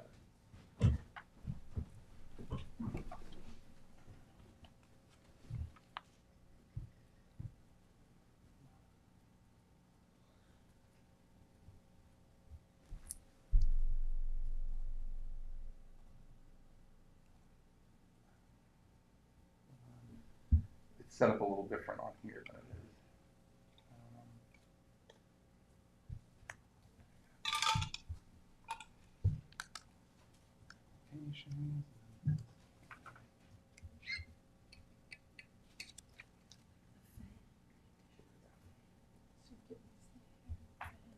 I know.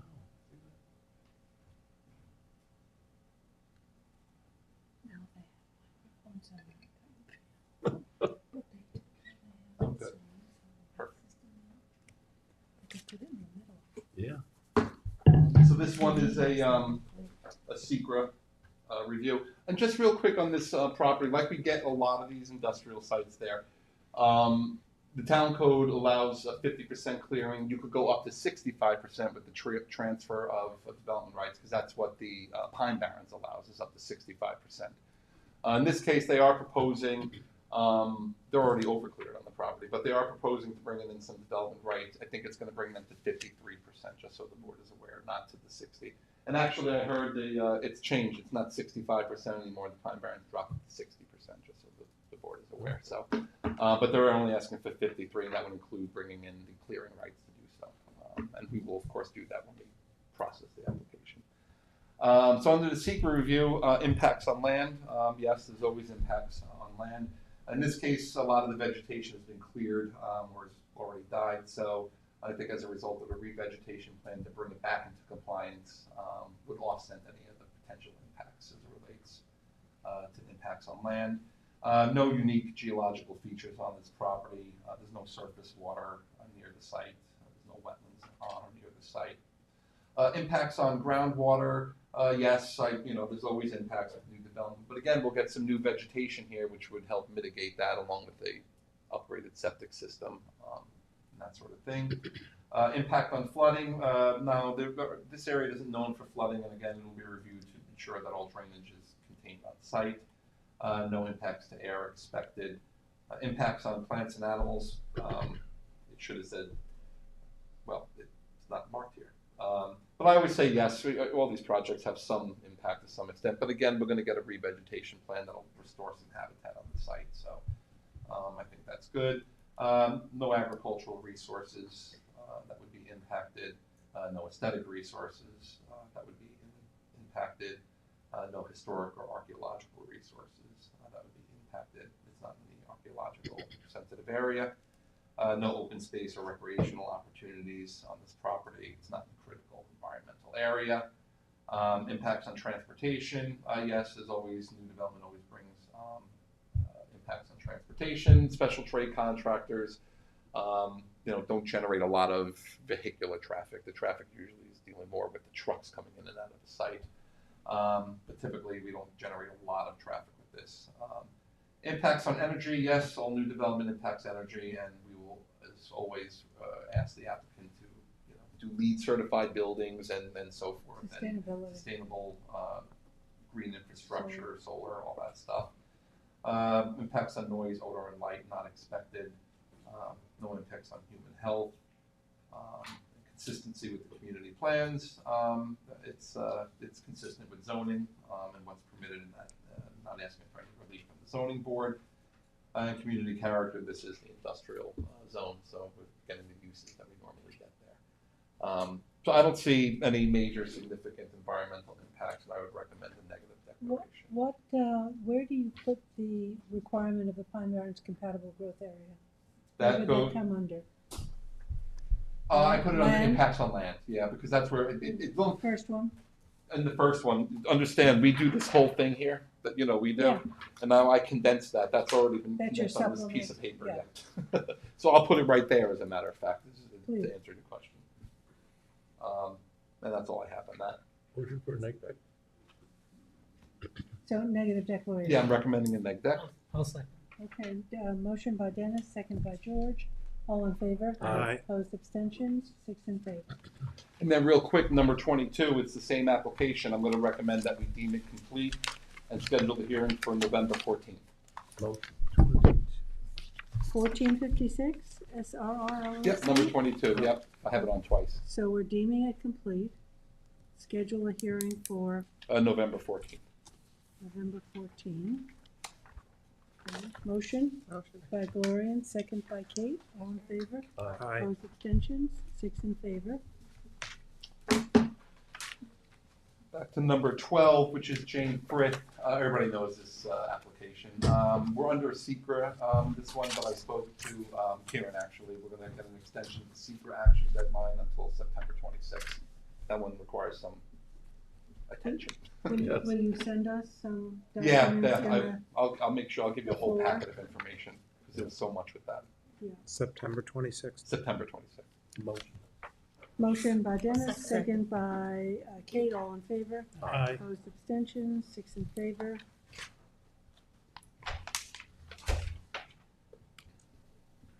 Is anybody out September 26th? Everybody's here? Okay. September 10th, did you say? 26th. Okay, on 17 and 18, both of these applications require a majority of the board, which is not a supermajority, which is one more than half. They require 6 votes, Yeah. according to Claire. Which one? I thought Number 17 and 17. 18. Oh, okay. Motion. They're both built For on old file development maps. rights section? Request to To build, What, are we overruling the, 50%, to authorize 50% coming from outside of the school district. oh, they're coming from outside the school? Oh. Well, yeah, but here, let me, this one, you guys will, number 17, 10 Lakewood Avenue. Hold on.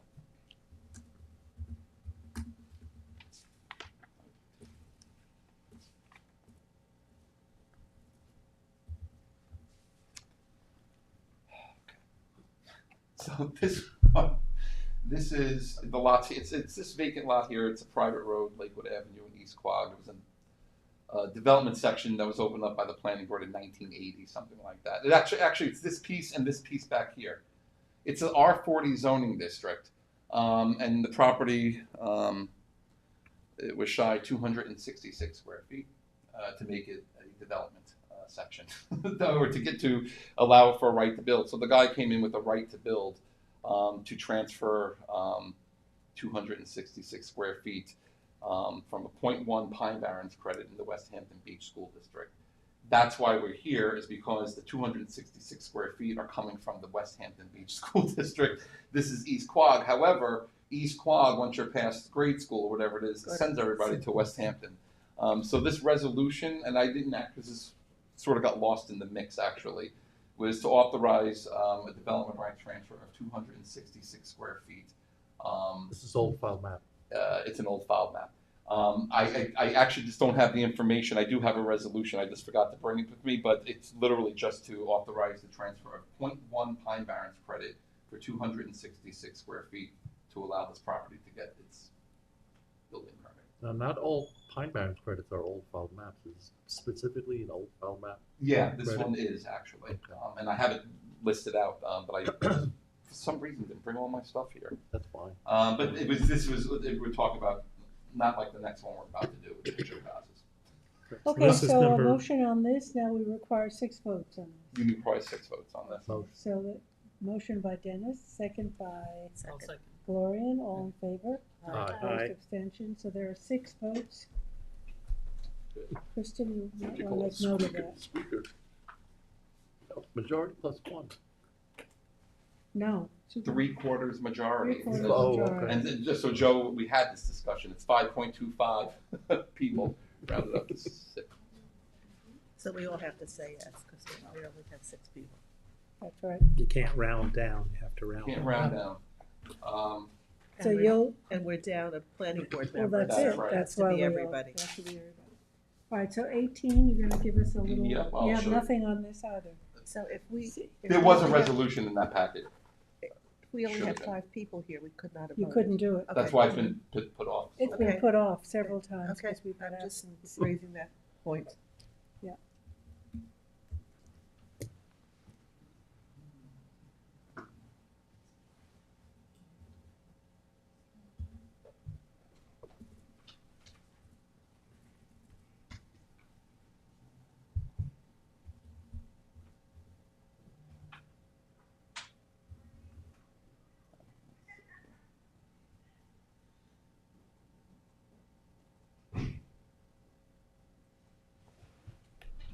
This was the Ocean View Park and Development section that this board has worked on. Which Give us a Ocean View little- Park, please? Yeah. Oh, I'm Give us a sorry. little It's context. Watermill Town on, right? Yep, this is Watermill Town Road. It comes all the way down, so it's Watermill Town, and I forget this road here. Edge of Woods? Edge of Woods, that's it. Where it splits off, and then you come up further north Okay. In this area here.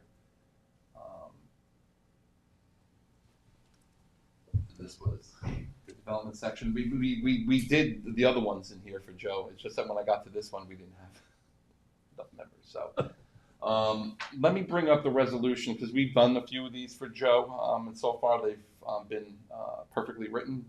They haven't found, Dave Wilcox hasn't found any mistakes. You know, but let me just pull it up so I could show it to you.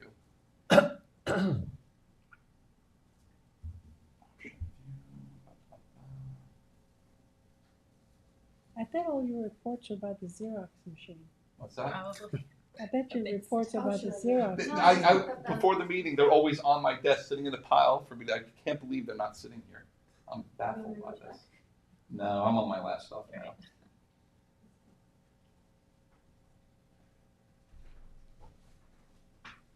The big thing with Joe's transfers, okay, as you see, they get into, he's got multiple certificates, okay? There's a bunch of them. Let me just give you the gist of what's happening here. It's an eye chart.